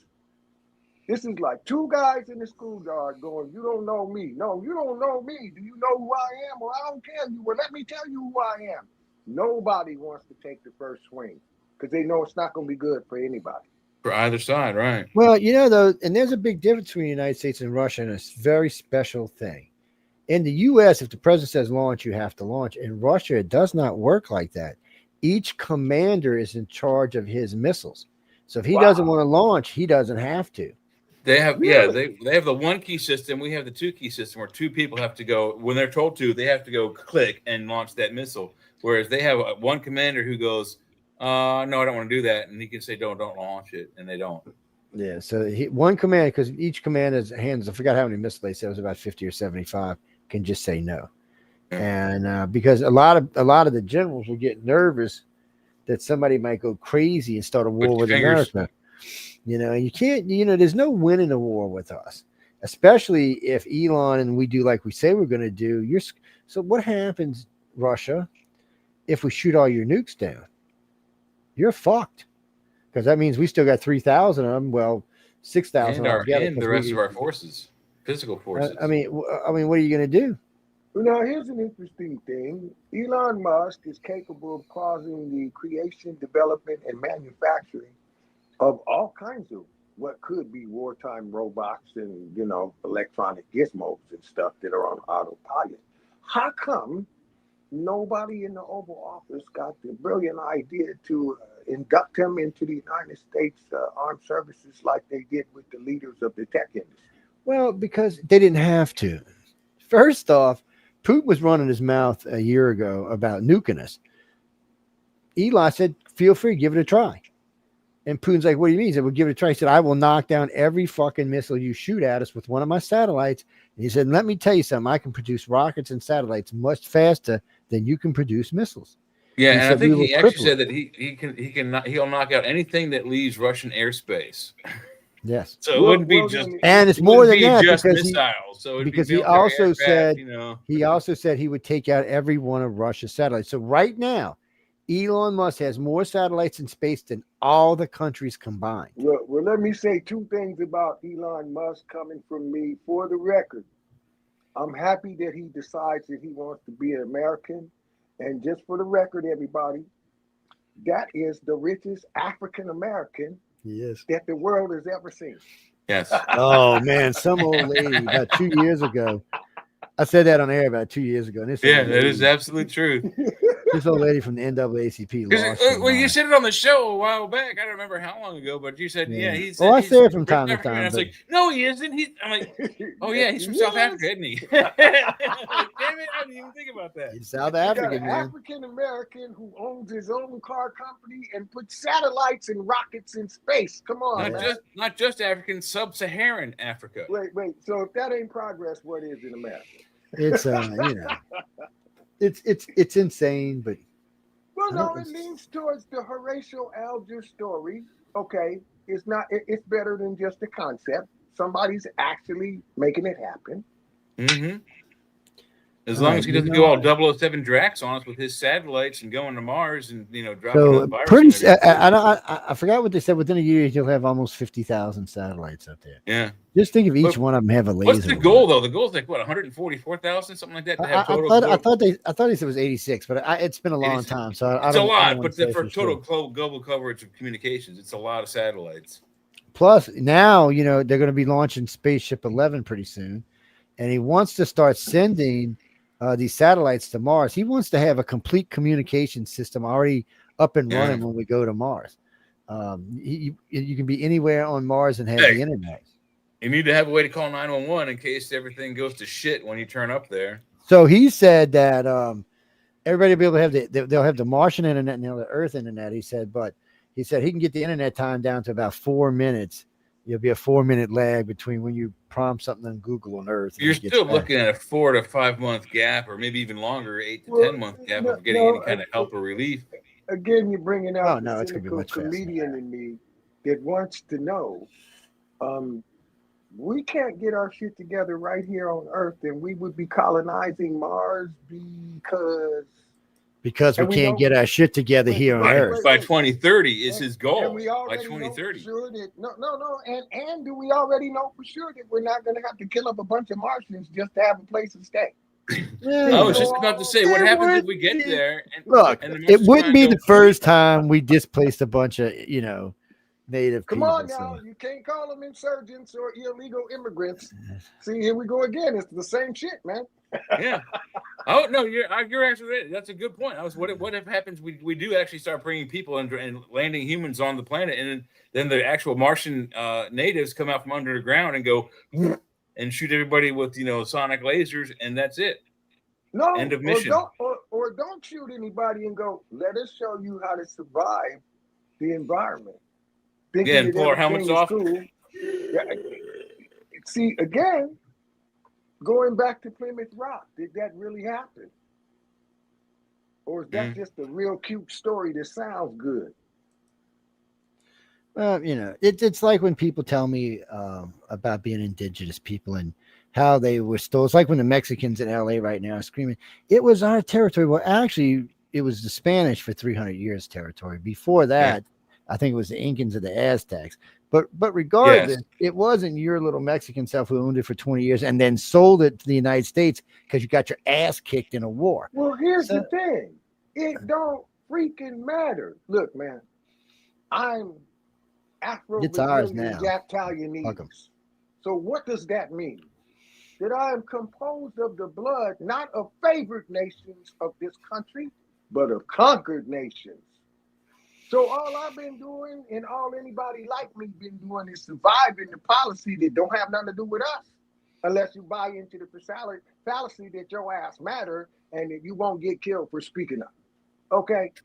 Well, it's weird right now because people have changed. I mean, he's right, because he's right. There's a real air of getting killed for speaking up. With that Charlie Kirk thing just happened in the last couple of weeks.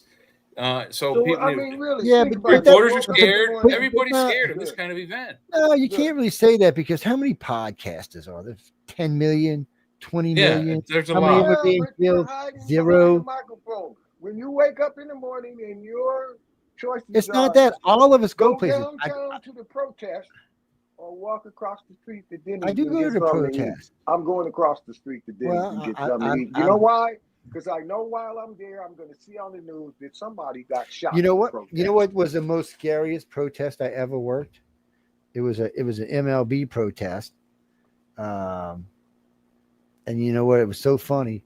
A good friend of mine runs a chat. Well, used to run a chapter down here, and he's like, Joe, you're going to come? I'm like, can you guarantee my safety? I said, since I'm probably be the only white person fucking there. I said, are you going to guarantee my safety? He said, nobody's going to bother you. I said, yeah, dude, we're talking downtown New Orleans. Big, huge rally. They were already ripping down statues and shit. I'm thinking, I said, I'll come. And he was always so funny because he used to call it the Men in Black chapter, which I have no idea why he did that, but he did. But so anyway, he goes one day. He goes, Joe, they're going to have one in Hattiesburg, Mississippi. Why don't you go up? He said, it'll be a smaller crowd. You can get to talk to the locals. So I show up. Not one black person. Not one. Some crazy looking rednecks look like they belonged up in the hillbilly land, but not a black person to be seen. In Hattiesburg, a lot of black people anywhere. So I was like, scary ass rally. So then I went up to the one in Jackson, Mississippi. Now, Jackson is a city that is like 97% black. Okay. Yeah. So I attend the rally, and guess what? Not one fucking black person, but a bunch of rednecks that look like they probably belong to some kind The of Aryan Brotherhood or something. yeah. I was like, wow, what the fuck is going on here? And but yet every other state I go to, yeah. But now it's kind of defunct organization now, so I don't know what they do anymore. But it's well, people are changing because if you're sitting on Instagram or TikTok and you're watching the different people now posting, regardless what color you are, there seems to be a movement more to a more stable person. I notice a lot of people are not deferring to race anymore. They're moving away from it. And because a scientist just recently made a good point. He said, yeah, we can say there's race. He said, because we have different colored skin. He said, but all our fucking internal organs and blood are the same. He said, we're not a different race. We're all the same fucking race. He said, we might want to make it into some social project.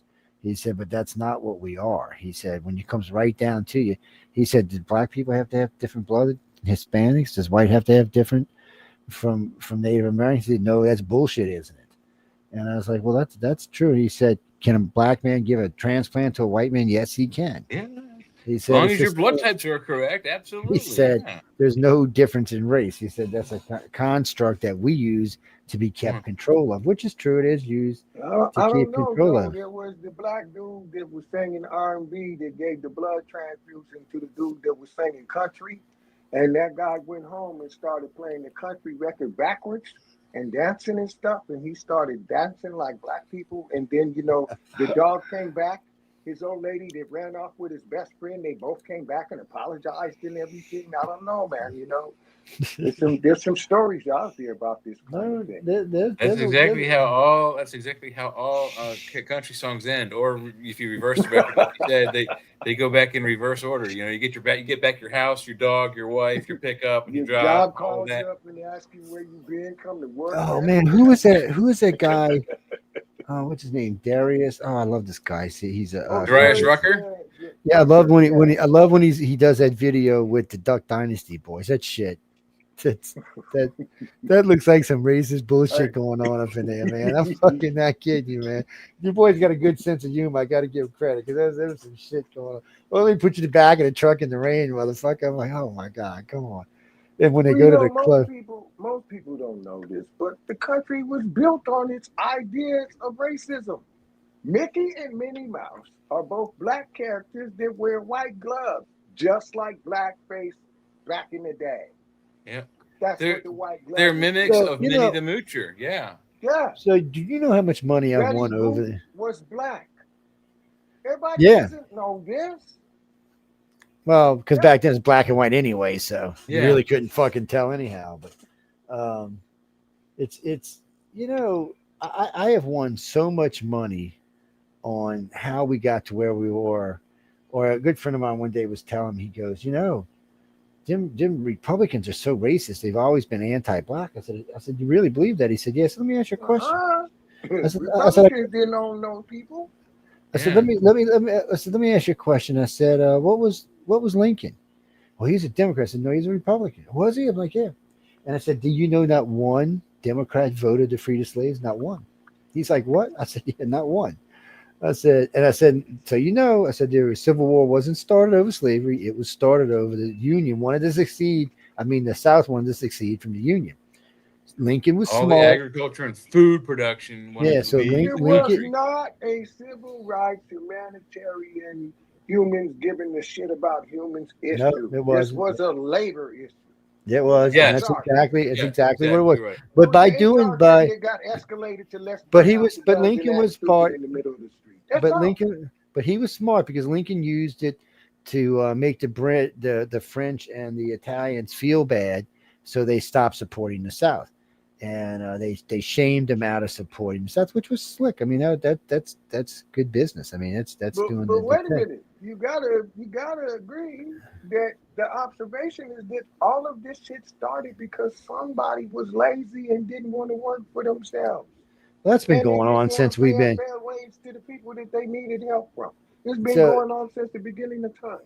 so I, for I, I some think I reason, think Ben has a good point though. That is a good point because just prior to the breakout of the Civil War, not all but many of the southern states had already repealed the slavery issue. So many of the slaves were already freed in some of the states, and I think those states are like North and South Carolina, Florida, and Georgia was on the precipice of doing it right before the war. They did it sometime during the war, like 63, 64, kind of in the middle towards the end. But the war ended 1865. When did most of the Democratic states repeal slavery? 1871, 1872, 1873, 1870. 5-6 years after the effect of the no, war. And some so of if was some it of was was about actually longer slavery, than why that. did all the Democratic states, all the northern states, keep their slaves in indentured servitude for another 5-6 years? Do the math. As the Democrats had control of this information since back then, all the way till now, the Republicans have turned it So, around. but anyway, so you've got that, and then you come up to let's vote Congress now and start doing rights. 13th, 14th, and 15th Amendments. That's the right to be free. It's the right to vote, the right to assemble. All the important shit that everybody else in the country had normally were now up to vote. The Republicans put them up. It was 100% passed by the Republicans with no Democratic votes. Not one. Not one Democrat voted to give blacks the right to vote, or to be free, or to assemble anywhere they felt like it, or to enter any property that they wanted to enter, or to give women the vote. I believe they also were against no, the woman vote. vote. Yeah, but the woman vote came separate. That came at a different Well, time. separate and way later. But I mean, it's just a But similar issue. anyway, so then you've got that. But since the Democrats couldn't win there, the Democrats created Jim Crow. So now you got Jim Crow, which was a good way to slow down the progression of what was going on from the Republicans. But even that wasn't enough. So they created the KKK. Knowing what I know about history, I have never been understand how any person could vote for a Democrat, whatever fucking color you are. I mean, they pretty much have been anti-freedom in this country for as long as I can remember. It's kind of scary. They're also anti-Semitic. It requires a certain amount of naivete, and it requires a fear-based thinking mechanism that will always work because people will do your homework for you.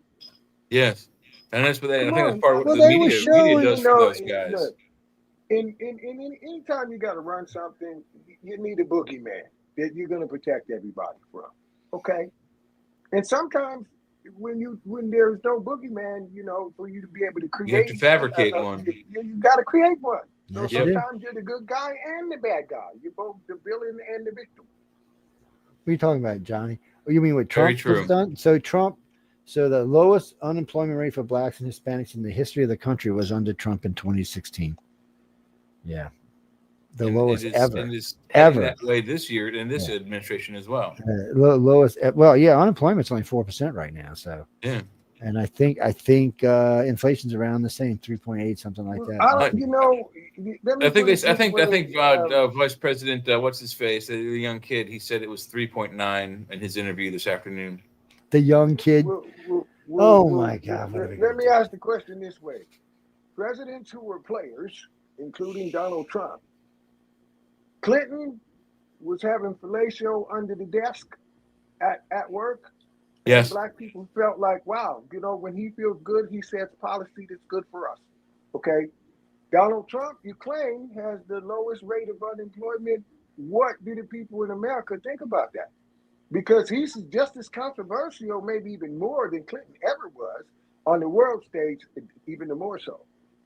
But he's in a different way, though. Clinton was in trouble for different things, and now Clinton's in real trouble over the Epstein stuff. Looks like he's going to get indicted. Looks like Hillary might get indicted too. So, why can't they just let that go? The man clearly looks like he was doing the job that somebody sent him to do. He wasn't as bright as they claimed he was. He's no hedge fund manager. I know what those guys. Well, actually, you know what's funny about all of this? This is all. Wasn't that brilliant? Come on. But this is all in the Democrats. So Epstein was definitely favored Democrats. There's no doubt about that. That's the majority of his client list was Democrats. But what's so funny about this is the Democrats had this stuff because he died under Trump. He was actually Trump was in charge when he died. And but anyway, it was all COVID and everything. But anyway, Joe Biden had all this material for 4 years. Now the judges in charge of the case, one was an Obama judge, one was a Clinton judge. So at any point, if there was anything in there that would have hurt the Republicans, you would have bet your ass the Democrats would have used it because they were trying everything they could to keep Trump out. Anything hurting the Democrats to still be You hit. know what I think? Here's my theory, Joe Montaldo. My theory is that there was more stuff in there that they could use for leverage and make moves with, okay, that was in their favor when they waited against telling on the Democrats. So they decided not to tell because they could use the fact that they weren't. But what I'm tell. saying is make all kinds of cool stuff happen. But what I'm saying is if there would have been any, because the Democrats had this for 4 years. So Right, they so you what know did they they knew sit what was on in it it. for? So It was the leverage reason for something. not one time did they say anything. They didn't even say anything about it. They just kind of put it to the wayside. And the main reason why is Do you what really I said. believe that? No, Yes, do you really believe because that they the main didn't say, reason look, why. we got you, and this is No, what because we they want for already our had time. these people. These people were already compromised. This is people like, what's the guy that had the volleyball in his hand? You know, put the blood on it. Shit, what is his name? Tom Hanks, Wilson. Tom Hanks. He's on the list. Barack Obama's on the list. Bill Clinton's on the list. Almost everybody on the Epstein list is a Democrat. There's no way they were putting that list out. And since Trump wasn't on the list, it was a waste of time to put it out because it would only hurt them. It wasn't going to help them. Now, one of the girls said that Clinton used to pick her up and fly to Germany when she was 13, and she would give him special place massages. Her words. He may be going to jail. Yeah, and what is the statute of limitations on statutory rape of a minor? None. There are There's no statutes. none. There are no statutes of limitations in sex American law crimes. for crimes that you have not yet been charged with. So you could be 99 and she could be 70 something, and they bring her into court and go, "What happened?" And she tells her version of what happened. There's no. I could kill you, and if I stayed hidden for 20 years, there's nothing they could do me, even if they found out. There is a statute of limitations, but on certain crimes there is. Yeah, on sex crimes there is not. There is no statute. There used to be, but they took it off. The sex side, and then we're talking about capital crimes, then, right? No statute of limitations on any capital crimes at the federal level. Well, yeah. At the federal level, you know, it even gets squeakier when you get into the Fed stuff. So if you commit a first degree, but regardless, they had this. So let's see. They tried to get Trump on 6 different cases. So they got him on the 34 charges, but the case before that, the judges overturned now, and they're pretty much saying they're just going to overturn the ones with the 34 because it should have never happened. That's the Democratic appellate court said that this was just bullshit in the beginning. They said the one with what's-her-face, Lita James, should have never happened because nobody would have took that case to trial. That's why they gave Trump his $400 million back and said, no, you don't have to pay that. That's bullshit.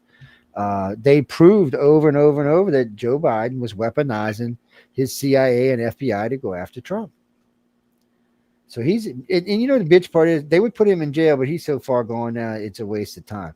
The people that have to worry about it right now about going to jail. Well, you know, they brought charges against Comey. They indicted his ass yesterday. So he's on 2 charges. Yep. Additionally, what happened yesterday is, late last night, coming off the floor, they made the statement that they have corroborating proof, evidence that the Obama administration participated in committing a fraud upon the Republican Party, and they say they got all the receipts and it's going down. They do. Well, yeah. Tulsi Gabbard a couple of months ago said, I got Obama, I got Clapper, I got Comey, and I got Brennan. He's got in-house memos between Brennan, who was the head of the CIA, Obama, and Comey going back and forth. When Brennan's people told him this Steele dossier is a joke, we can't use this. Yeah, it's worthless. he also told Comey that. Comey and him both told Obama. Obama said, I don't care. Hillary had called him and said, we wanted to use this to disgrace Trump. Yep. So Obama Published went it, yeah. along with it. And a letter wrote back to them and said, no, this isn't going to work. You need to rethink this, rework this into something we can use. His words. Now, at this point, he had just lost a couple of days later, they had lost the election. And Obama was still ordering the interference. At that point, it went from interfering in an election to treason, trying to overthrow a president. A president would be sitting because he had now won. Technically, Trump was the president of the United States. Obama may have been still sitting in the chair, but technically, Trump was the president of the United States now. So when he tried to interfere and make him look bad, that can be listed as a coup or treason, however you want to. But Obama's in trouble. Well, I think you're right. Forgive me if I'm wrong, but when you first are elected as the president, the sitting president is called the president, but you were called the president pro tem. Yeah. Well, I think they used to call you president elect. Yeah, president elect, but they used to use pro temp, which I think means supersedes the current sitting president. Yeah. I just kind of want to get this general feel of things from the both of you. Your opinion, then, based on what you said, Joe Montaldo. Doesn't that affect, to a great extent, the overall faith that the American people have in a system? Period. If you know what it shakes to win, who can I trust? So what this really affects most when it comes to the people is the media. So Americans have gotten where they don't trust legacy media anymore. ABC, NBC, CBS, they're not really trusted anymore. Fox, for some reason, is the most trusted cable or non-cable news network. I don't know why. They're also the largest next to BBC World, which is the largest network ever to exist. But do they have a legal obligation to the American people to report the absolute fact of the matter? So they actually do. So let me one way or the other. No, so let me explain how this works. So if you're cable news, you can say whatever the fuck you want. Cable news is considered entertainment news or opinion news. Opinion news, yeah. It's not considered real news. Now, the evening news is goes under journalistic standards from the FCC. Yeah, so there's actually rules they have to follow. ABC National News, NBC National News, so all have to go by FCC standards. They can't intentionally lie or defraud. There's a lot of stuff they can't do, or they can lose their license. So they skate. And local news, very thin ice. Local news does whatever the fuck local news wants to do usually, but they usually stay within the guidelines of whoever their network happens to be. Yeah, they tend to follow the same format as their parent station. They may not always agree with what they say, but a lot of times they'll be somewhere close to it. But so fairness in the game, or stepping over the line to what is considered conventional and acceptable in business practices in America today, Donald Trump threatens the FCC clearance and license of an entire network, and it works. They fire a major asset.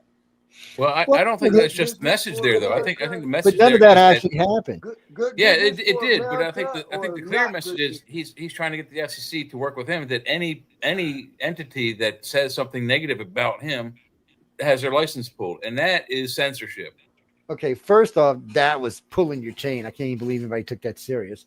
More importantly is he said this when he said that, well, I don't run the FCC, so you'd have to talk to them. He doesn't have that power. More importantly, Kimmel, who got his ass canned and got put back, no one from the Trump administration called the FCC on him. Nobody bothered at all. He was pulled by the station. Yeah, Disney. Sinclair said something to Disney. Disney pulled him for lying. The FBI had already said that the shooter had been radicalized left. He wasn't a mega. Here comes Jimmy Kimmel out there trying to tell the world a week later that, oh no, this guy was a radical mega. Well, no, he wasn't. He was living with a transvestite in the middle of transition, and even his parents said he had gone hardcore radical left when he decided he didn't want to become a Mormon. and he didn't want to go okay. through he won a scholarship, a full ride, and went one semester and quit. He got with this guy girl thing. I think he lost it when he got with this guy girl thing and had sex with a guy and realized he liked it and didn't know how to cope with it. The And he just suspicion lost his is that mind. the indoctrination happened in that first semester. That's where the radicalization began. So anyway, Kimmel overstepped his bounds. Now they're going to all let him back on air eventually, but the problem for Kimmel is he's back on full now. The problem for Kimmel is I don't think he's got the ratings to stay. Well, I think he had to do a Okay. retraction too. If he hasn't yet, he's going to have to do a retraction.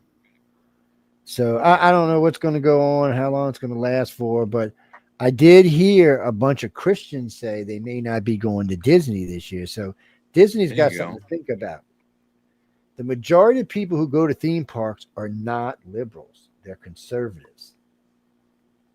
And Disney found out the hard way with Snow White that that's how it is. They went all woke on, they went woke on the last Snow White. It didn't even pay for itself. They're not going That's interesting. I wonder if anybody over at Disney ever pondered why are we making Snow White and the Seven Dwarfs, The Little Mermaid, Cinderella every 20 years, okay, circa that genre. Why are we doing that? That's a What good are the question. ideas that are being promoted? What does Disney stand for? What's its legacy? What's its But ideology? but even that's a good point because you see Christmas things are the same ones they had 50 years ago. They're still playing. So Disney, for some reason, feels a need to remake something that was already a success. Does make little sense. And when it comes to changing stuff, so like the elves, they didn't use real people. That pissed off all kind of people. That was 7 jobs that they could have gave to somebody. They decided to use CGI. Yeah. And then the actress was so nuts that it wasn't even funny. Even I mean, they made it incredibly woke, but this actress was so woke on her own that she was going out saying just incredibly stupid shit. Disney fired her. Well, they got some. I don't know what kind of weed they smoking over there, but they're getting the bad shit. I know we don't get our stuff from the same dudes because, I mean, nobody had an answer when I said, well, but like, why do you want to make the hip hop version of Aesop's Fables? What's so important about the message? Yeah, I don't know. Well, I gotta ask this: the rap version of The Little Mermaid. What is the message that's inside of that?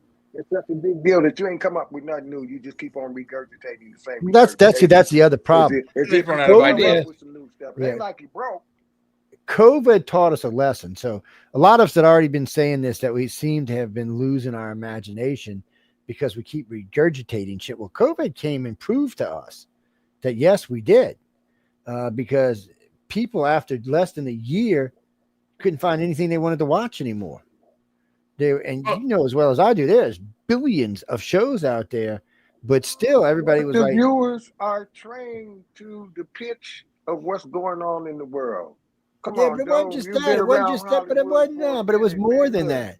It was more than that. So in times of peace, we make movies about war. In times of war, we make movies about home. But we make far more than that these days. I mean, we have DC and Marvel and all this stuff running around. But we're still regurgitating a lot of stuff. Made 8 movies a year.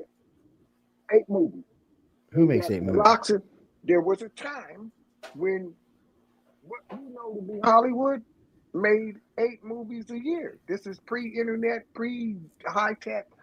At the end of the day, after all of those meetings at all of those high-powered places and all of this, hyped up Hollywood stuff and all of the stuff that goes in your imagination and all the stuff. At the end of that, in 365 days, 4 companies made 2 movies apiece. That was driving the whole business. Now you got the internet. The world is no longer round; it's flat. You can see straight across it because of technology. Well, yeah, no, you're absolutely right. Now that I have a bit of a degree in the history of entertainment, movies in the original days, like you said, it was maybe 3 or 4 movies per production company, it's Universal, 20th Century Fox, etc. But the reason for that is the technology. Like you said, they're exposing film, 35 millimeter and 70 millimeter film, and a lot of times it doesn't expose well. You've lit it wrong, or So it's just something what I wrong with was the film. finding out is nobody knows what they want Yeah. because wanting something is not natural. We created that. Here, let me show you versions of yourself that you could hope to be. Let me take your projection of what's in your imagination and put it in front of you and charge you for it. I would just like to see some new stuff, some real imagination, but that just doesn't really seem to be They're that. regurgitating a lot of too many stories that are just coming back and Well, back and back. I'm gonna say this about that.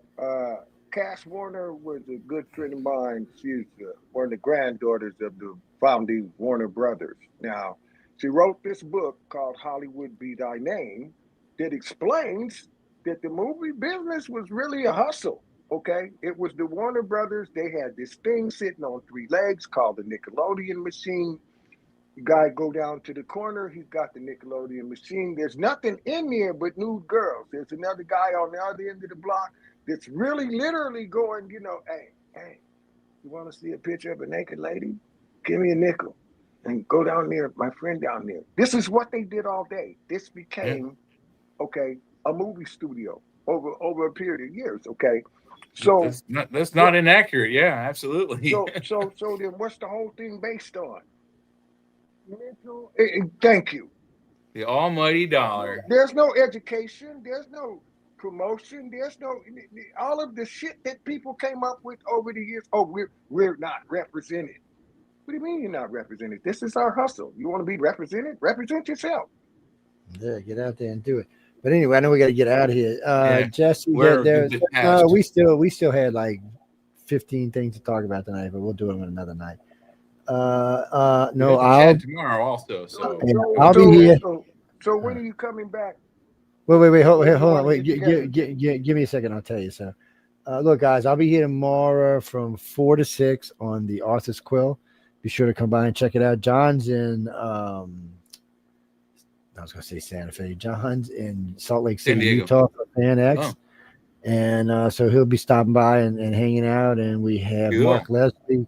He is a publisher and author out of Canada. He'll be with us as well. He's also at the conference down in Salt Lake City. So y'all go out and check him out if y'all are down there.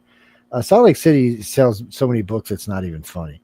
They're the number one. By the way, Utah is the number one readers in the United States by far. This is the only other thing to do up in Utah is breed. Nah, watch the skies, man. They got beautiful skies. But anyway, y'all can be sure to go check it out. Then following that is the chat, which I don't know who'll be with us tomorrow. It's Jay and I don't know if there can be anybody else. I'll have to ask around and see if anybody's gonna stop by. No, Sean's on vacation for a while, about a month and a half.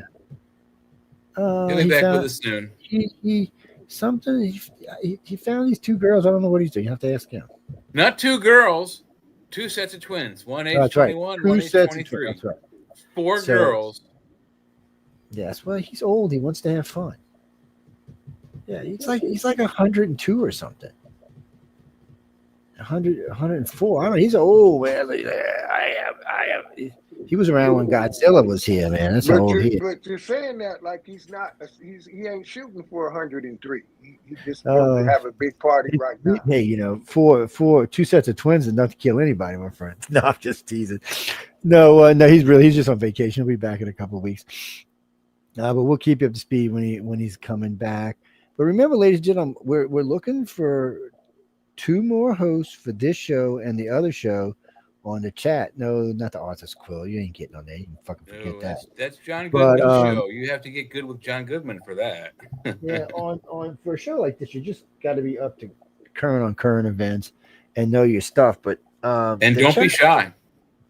The chat, it's actually better if you or somebody who knows a lot about a lot of different things, because there's no topic. It's listener orientated, so the listeners choose the topics. Sometimes that's food. Sometimes that's other stuff. But I mean, sometimes it's alien stuff. Sometimes it's very rarely politics, though. We don't do a lot of politics there. We do some. We talked about like after Charlie Kirk got died. And there's a couple other events that went on that we talked about. But Yeah. What was that, Stephanie? Actually, Putin did say that if we shot one of his planes down, that it would start World War III. He most certainly did say that. You believe him? Yes, he won't. It won't last long. He's getting his ass kicked from Ukraine. I mean, just think about it. He goes against NATO and the United States. Yeah, it's over. Do I think a Russian plane will shoot out an American plane? I do not. I think that the pilot will say, "You want me to shoot at who? I'm not shooting at no fucking Americans." Yeah, he's going to sacrifice one of his pilots getting shot down with one of the NATO planes that we gave to the UN, and then it's on. Yeah, so it's what do you mean? What's deployed right now? Europe has its own planes, but I know we've got F-15s and F-16s deployed over there, and most of them are given to other countries or sold to other countries. But and we have sold, I think, 500 F-35s for the area for like 10 different countries or something. Well, you know what? I just hope we can get some type of resolvement and get back to some type of minimal functionality, as a planet and the nations. It's going to be tough because Trump told Zelensky that he thinks he should take all of his territory back. So I just don't think it's in our interest to be in an all-out war. I just don't. I just think I agree with you. Better off to chest bump, talk shit, and see if we can't work it out. Well, if you've been watching the news this week, Netanyahu is rattling the saber, Trump is rattling the saber, Putin is rattling the saber, Zelensky is rattling the saber, the president of Iran is rattling the saber. It's all over. The Hamas is rattling the saber. In Netanyahu's speech this afternoon, he's clearly said, trying to appeal to NATO to get behind him and help him take Hamas out. He said that Hamas has said repeatedly. These are Netanyahu's words. Repeatedly. They have said they will continue to perpetrate attacks like the October 7th attack until we are dead or they are dead, regardless of their current and diminishing forces. Well, he cleared it with Trump. That's a huge statement right there. Yeah. Well, he cleared it with Trump the other day to take the West Bank. So they're taking based on the statistical analysis or the analysis of the statistics, who on planet Earth, as a country, as a world power, currently has the most strongest position to negotiate from? Or are we all just kind of, let's see who's going to draw first? Where are we at here? Well, I think the negotiations are off the table because Trump, not only has he been rattling the saber against Russia and egging Ukraine on, he's also said in response to Netanyahu's response about taking Gaza over, Trump has clearly said this afternoon or earlier this week he will not allow it. He will not allow Netanyahu to continue to. He said it's time for it all to end. So that sounds to me like, boom, let's end it with nuclear force. Trump. I know we went past time about 20 minutes ago, but I'm just curious, where you guys are intellectually. I mean, we as a country have a history of being a warring nation. So what matters at this point is, do we have all of our artillery out so we can shoot back, or are we planning on shooting first? Well, think of it this way. Calling us a war nation really isn't a correct statement. We're more like a policing nation. Yes, we didn't want to get into World War II. They drug us into World War. They drug us into World War I. They drug us into fucking Vietnam. In the Korea, we like the Middle East. I always thought LBJ wanted to be in the dope business. That's why he got us into that shit. No, we got into it because, well, in one case they attacked fucking Pearl Harbor, in the other case they sank one of our ships. It's no, two cases. It's a World War I. They sunk the Lusitania outside of France. The Germans did that, got us into World War I. And then World War II, Pearl Harbor, Japanese started that one with us. Although Germany started the war initially, Japan got us into it. Yeah, and then Vietnam, it was another ship. It was a military ship this time, not a civilian ship disguised as a military ship, bringing military aid to the war, which is why we got into war. Lusitania, it wasn't just a civilian ship; it had military stuff on it from us to France. But anyway, So they attacked one of our ships in the I forget the name of the bay, but in Vietnam, and that started us in the Vietnam War. Okay. It's damn assholes. Because it's the Gulf of I got it. It's the Gulf of Tonkin incident. That's what got us into into Vietnam. Gulf of Tonkin. It's so it's in the end, and that's one of the things Trump said to Europe just recently. We don't need to police Europe and Asia. You do. It's not our countries. It's not our region. Let us police the Americas. You police that part of the world. And if anybody gives you any shit, then you got us as backup. And let us just do our thing and let us build our military, do what we want to do. In your opinion, why can't they readily agree to that? They didn't have a choice. Trump didn't give them a choice, told them you're going to do it. Now, this is what's so funny about this. The head of the EU hated Trump. Now she's all like pining over him like she wants to give him a blowjob. I mean, she is just like staring at him and talking about how good he was, how he was the only man that could have attacked Iran without starting the war. He's the only man that can talk to Putin. Putin's not going to listen to anybody else. Yeah, well, apparently he ain't going to listen to Trump either. Yeah, it seems he's been doing the same tactics that the terrorists from the Iranian state, the Hamas and Hezbollah, doing the same thing. You want me to tell you how this war is going to end? It's going and ongoing until the last time, and then being like, nope, screw it, I don't want to do it. I'm going to tell you. I'm going to tell you how this war is going to end. It's going to end one of two ways. Trump's going to call Xi Jinping and say, "Look, dude, if you don't stop buying oil from Putin and backing him up, we're cutting you off completely, and we're going to tariff everything 1,000%. Your choice." Yeah. So then Xi Jinping, the only thing he has to decide whether do you want to fight Trump and get into a trade war with us in Europe, which they can't win, or do they turn around? You know what's so funny?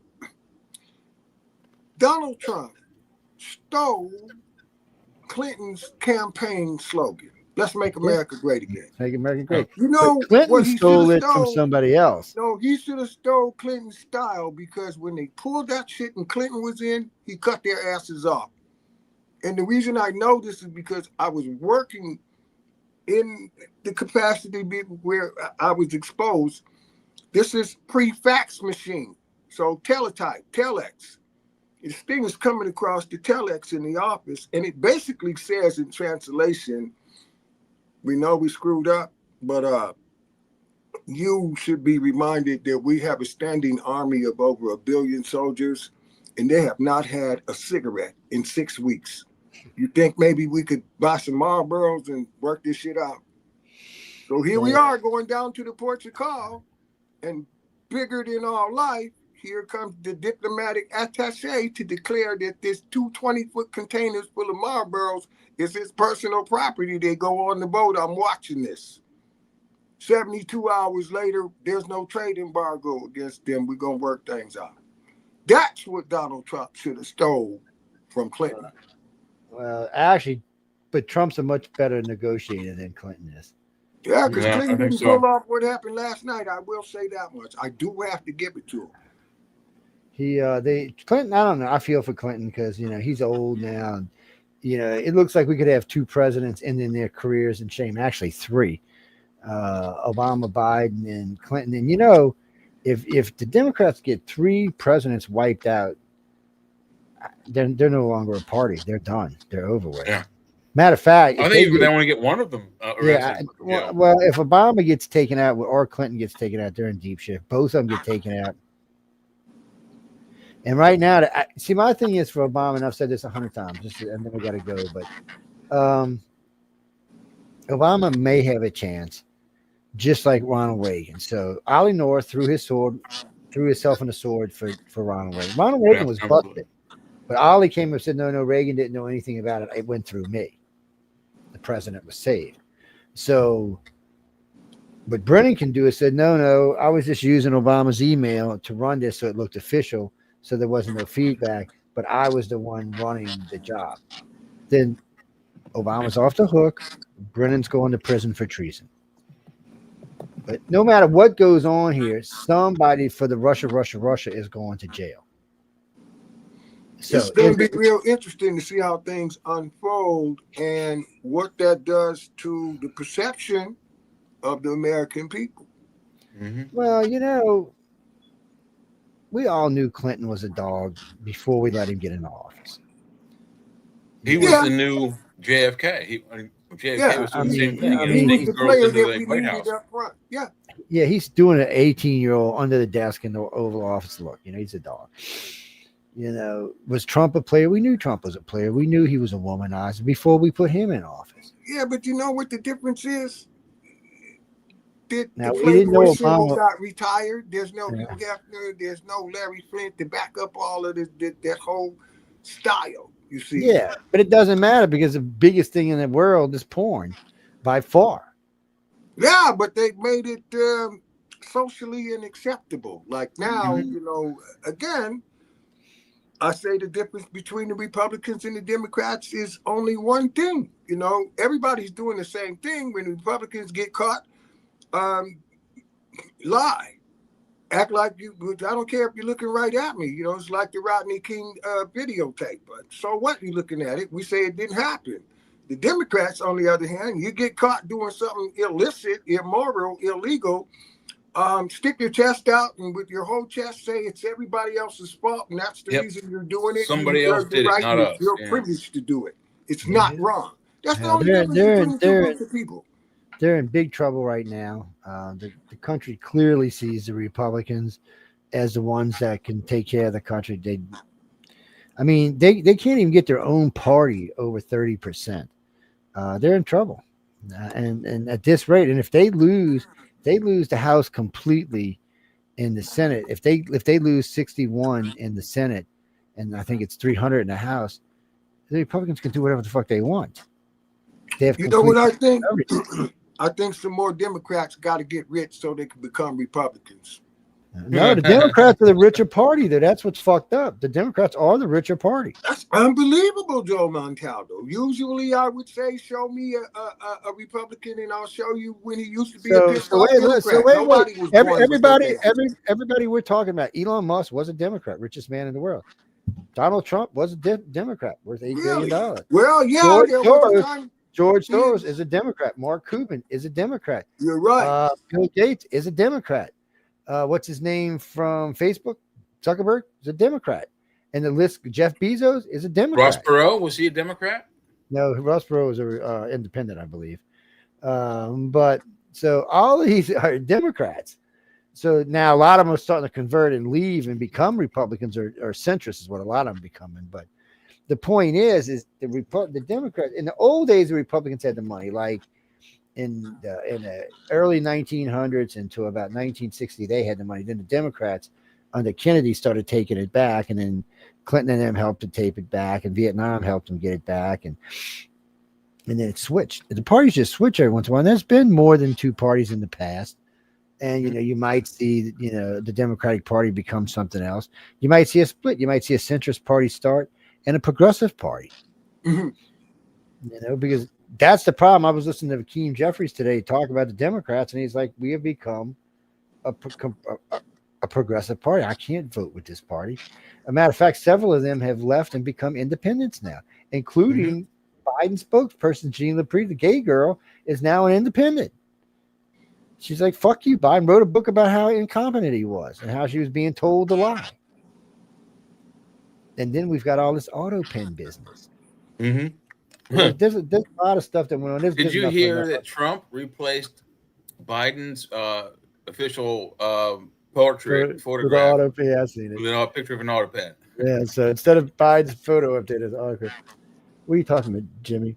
No, so you're talking about what's her name? What's her name? What's her name? The woman that sat on the bus. Why is her name going out of my Rosa brain? Parks. Rosa Parks. So yes, he did. He didn't remove Rosa Parks from. No, he removed him from there. So what he did was inside the Oval Office, you can only be people there that have served. Rosa Parks is in the gallery in the hallway with everybody else who has been the Hall of Fame gallery. For someone else who has helped change society, but they're civilians. Everything in the Oval Office is either politicians or military. That's him. Yeah, that has nothing to do with anything else. has nothing to do with what color you are, because there's other black people in there and Hispanics. And what are you talking about? What do you mean Japanese or what? Okay. Most Japanese I meet are whiter than white people. Mm-hmm. Yes. I mean like powder snow white. And some Japanese don't think they're white enough, so they apply makeup to make themselves even whiter. Yes. They're the true white people. them and the ones that live in the Scandinavian countries. In the United States, there's no white people in the United States. I'm sorry. There are shades of color of white in the United States. Yeah, and it white starts with people, peach. they don't really have any white people in the United States now. Yeah, there's just multiple shades of color. Well, no, all right, real quick. But when I was a kid, I used to meet people. One of the schools I went to had a lot of people from Africa in. So when I met them, Africans from Africa are much different than black people from the United States. So they're just different kind of people, and they look different. They look different because blacks in the United States have been westernized, for a lack of a polite way of saying it, and blacks from Africa have not. And they have different accents. Sometimes it's British, sometimes accents, it's African. speak different languages. They're built differently. What do you mean? Well, generally they're much darker. You know what's funny? I made two black guys in a Kmart in Washington D.C. turn red. It was the fucking funniest thing I've ever seen. These two big monster guys, right? Speaking not Swahili. What was it? They were from Kenya. So they're just speaking back and forth, and I walked up in between them. I looked up at these two big bastards, and I said, sometimes other people know your language. They turned, because I don't know what they were talking about, but they turned red like the stripes on that fucking flag, man. I mean, their face glowed up red. I was laughing. And he said, "Oh, we didn't mean to offend you." I said, "You didn't offend me. Don't worry." I have no idea what the fuck they said. I did that one time too. My friends and I, we found a note. We used to skip school, and for like 2 years we used to skip this one fifth period class every day. We go to my friend's house and drink his older brother's beer because we were teenagers. We couldn't get it, and after like the second year, we were seniors in high school, and the one time his brothers and sisters, older brothers and sisters, came home while we were there drinking their beer. They came in and started yelling at my best friend in Vietnamese. And when I knew it was whatever they were saying, it was bad. And at some point, the older brother said something, and just it caught my brain. And I looked up and I went, "Yeah, Kiet." That was my friend's name, Kiet. I was like, "Yeah, Kiet." And all three of the older brothers and sisters turned to me and went, "You know what we're saying?" And I'm like, "No, but I agreed with what you said." I learned what they're saying, but I agreed with it because I learned we were in the wrong. One phrase in Vietnamese that saved me in the Asian community, and that was simply "Didi Bao," and that made them believe, "Oh, he speaks our language, so it would change everything." Yeah. But anyway, that's a good note to go. It is now 1 a.m. my time, 2 a.m. Jay's time. It is midnight your time, huh? Yeah. Mm-hmm. So Ben's in a weird state where they don't change time. Sometimes they're 2 hours behind. Sometimes they're 1. They're weird. Sometimes they're 6 hours behind. Sometimes they're 2. Sometimes they're 1. But I had to go look it up to see if we were, because he said Central Time. I'm like, does that apply to us? Because sometimes it doesn't. It depends on what time of the year. Yeah, because y'all stay the exact same. Everybody else switches around, y'all. And sometimes we're exactly Arizona's the same time special. in California, and sometimes we're an hour difference. Yeah. Trump may abolish it. It may be one time for the entire country. And California is 5 you hours. can't do that because all the other countries will still have time. No, I mean the daylight savings time thing will go away. Oh no, I agree with that. We don't. That was a wartime thing. We don't need that anymore. Anyway, on that note, we got to go, guys and girls. We're gonna bring Ben back. Ben's welcome anytime. But we'll talk about him and I'll tell you that. Yeah. But we got to go. It's way past my bedtime. Look, my dogs have come in here like 3 times now. Like, what the fuck are you doing? It's time to go to bed. Where's our food, Daddy? Where's our food? No, they're not worried about food. They want to know why my ass ain't in bed scratching on their little heads and stuff. Anyway, on that note, guys and girls, we got to go. I want to tell everyone I appreciate you for tuning in to United Public Radio and the news on the flip side. I hope you enjoyed the show.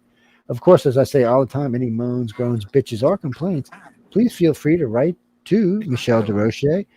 She loves all y'all. She loves hearing from y'all. She says it's so nice, especially when y'all send her emails at 3 o'clock in the morning and shit. She just loves that. And say bad things about me and Joe. She loves that. Yes. Well, that's like the other day, real quick. The other day, lady said she was going to get me fired. She said, "Well, I need the boss's name so I can get you fired." I said, "Really?" I said, "Well, I'll tell you who you can talk to." I said, "The station manager is Michelle DeRoche. Please tell her that Joe told you to fire his ass because he's a mean asshole, and he was particularly mean to your dumb fucking ass." And so she's like, "Well, I I recorded that. I'm going to play it for." I said, "Feel free." And then a couple of weeks later, a couple of days later, she was in on some other show talking about it, saying, and I remember the guest goes, "But Joe, don't you own the network?" And the woman was like just yelling away, and then she just stopped, and she said, "Well, you don't own the network. That guy Joe Montaldo owns the network." And the guest just starts laughing. The guest is like, "Ma'am, this is Joe Montaldo." Do you see the name and the little And black yeah, you box? can clearly see there's my name. And There it is. So just goes to show people are morons. But we got to go, guys and girls. So thank you again for tuning in to United Public Radio, news on the flip side. I'll be here on the Author's Quill tomorrow, and we'll be back for the chat tomorrow night. If you have any good topics you want to talk about in chat, just let one of us know, and we'll bring them in with tomorrow? us. For you Pal Talk people, hopefully I'll have the Pal Talk. I'll try to remember to put it back on. That way we can have it open, and maybe we get some of you people in there. And well, if when we're not there, nobody wants to come, so we got to get it open so people start hanging out in there. But again, I want to tell everybody, enjoy the morning. Have a fucking wonderful Saturday. Of course, if you're our friends over there in Australia, I hope you're having an early Sunday. And for my friends in London right now, what is it? It is 7 a.m. So happy morning. Yeah, they're time. about 7 hours ahead of us, aren't they?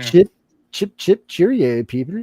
Have a cup of tea. At this time of morning, you should really have coffee. I mean, tea's great, but you really should have some coffee. I would recommend some black silk. It's really, really good. It's fabulous coffee, kind of potent. You couldn't drink what my favorite coffee is. The rich Colombian You made it blend. sound like I want some. Can you send me some? It's good. Next time you send me a batch, I'll send you some. want They're some. one of our sponsors on the network. And but we got to go.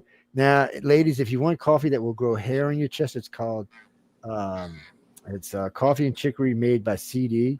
It's a local company in New Orleans. Well, several coffee companies are local in New Orleans. But it's a coffee and chicory, and they serve it at like Cafe Du Monde with the beignet. So what they do is they pour half coffee, half steamed milk. Because if they don't, you cannot drink it. It would be like drinking fucking tar. Why would women want hair on their I'm gonna interrupt chest? you, Joe Montaldo, because see, you start talking about the coffee and you start sounding like Barry White. Damn it, I want some of the coffee. You make me sound sexy. Coffee's good, baby. Coffee's Yeah, but he's good. trying to sell it by telling the girls it'll grow hair on their chest. Why would the girls want hairy chestises? I don't like that.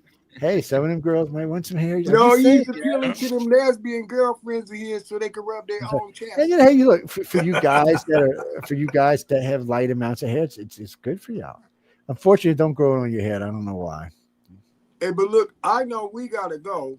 We do gotta go. Anybody We gotta who's get out. stuck awake, if you're staying awake all night and you just don't have nothing to do or you want something to do, I'm on MusicStalkRadio.com interviewing rock stars and celebrities 24/7 and playing the good music. So I hope to be back here again with Joe Montaldo and friends. We're going to see how things are going to work out. Every now and him and his partner will get up there and do a little Chippendale number, man. Hey, girls, I'm just saying, Yeah, I get 15% of the tips here now, but Yeah, if you want the brass pole, though, you have to wait for Sean to return from vacation. Otherwise, I mean, he's the only guy on the network that has the brass pole in his room. So yes, he can swing that pole too, baby. Ooh, the white lady he pulls in a good 2 or 3 bills a night.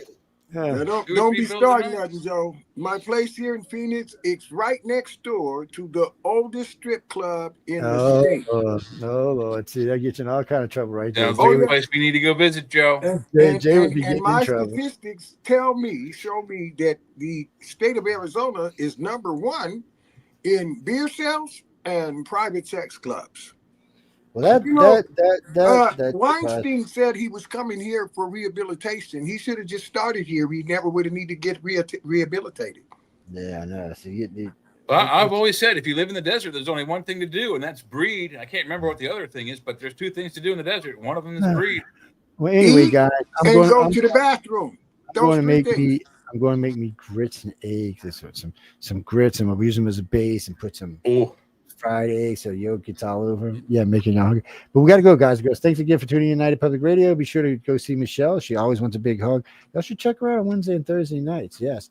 When you ask her if you can come on camera and then go like this. Tell her Jay said to do it. No. Well, Tell I her had a Sean. blast sharing your audience, Joe Montaldo. I'm looking forward to you having me back on here. Oh yeah, man. Call I me up love and it. let's talk about it.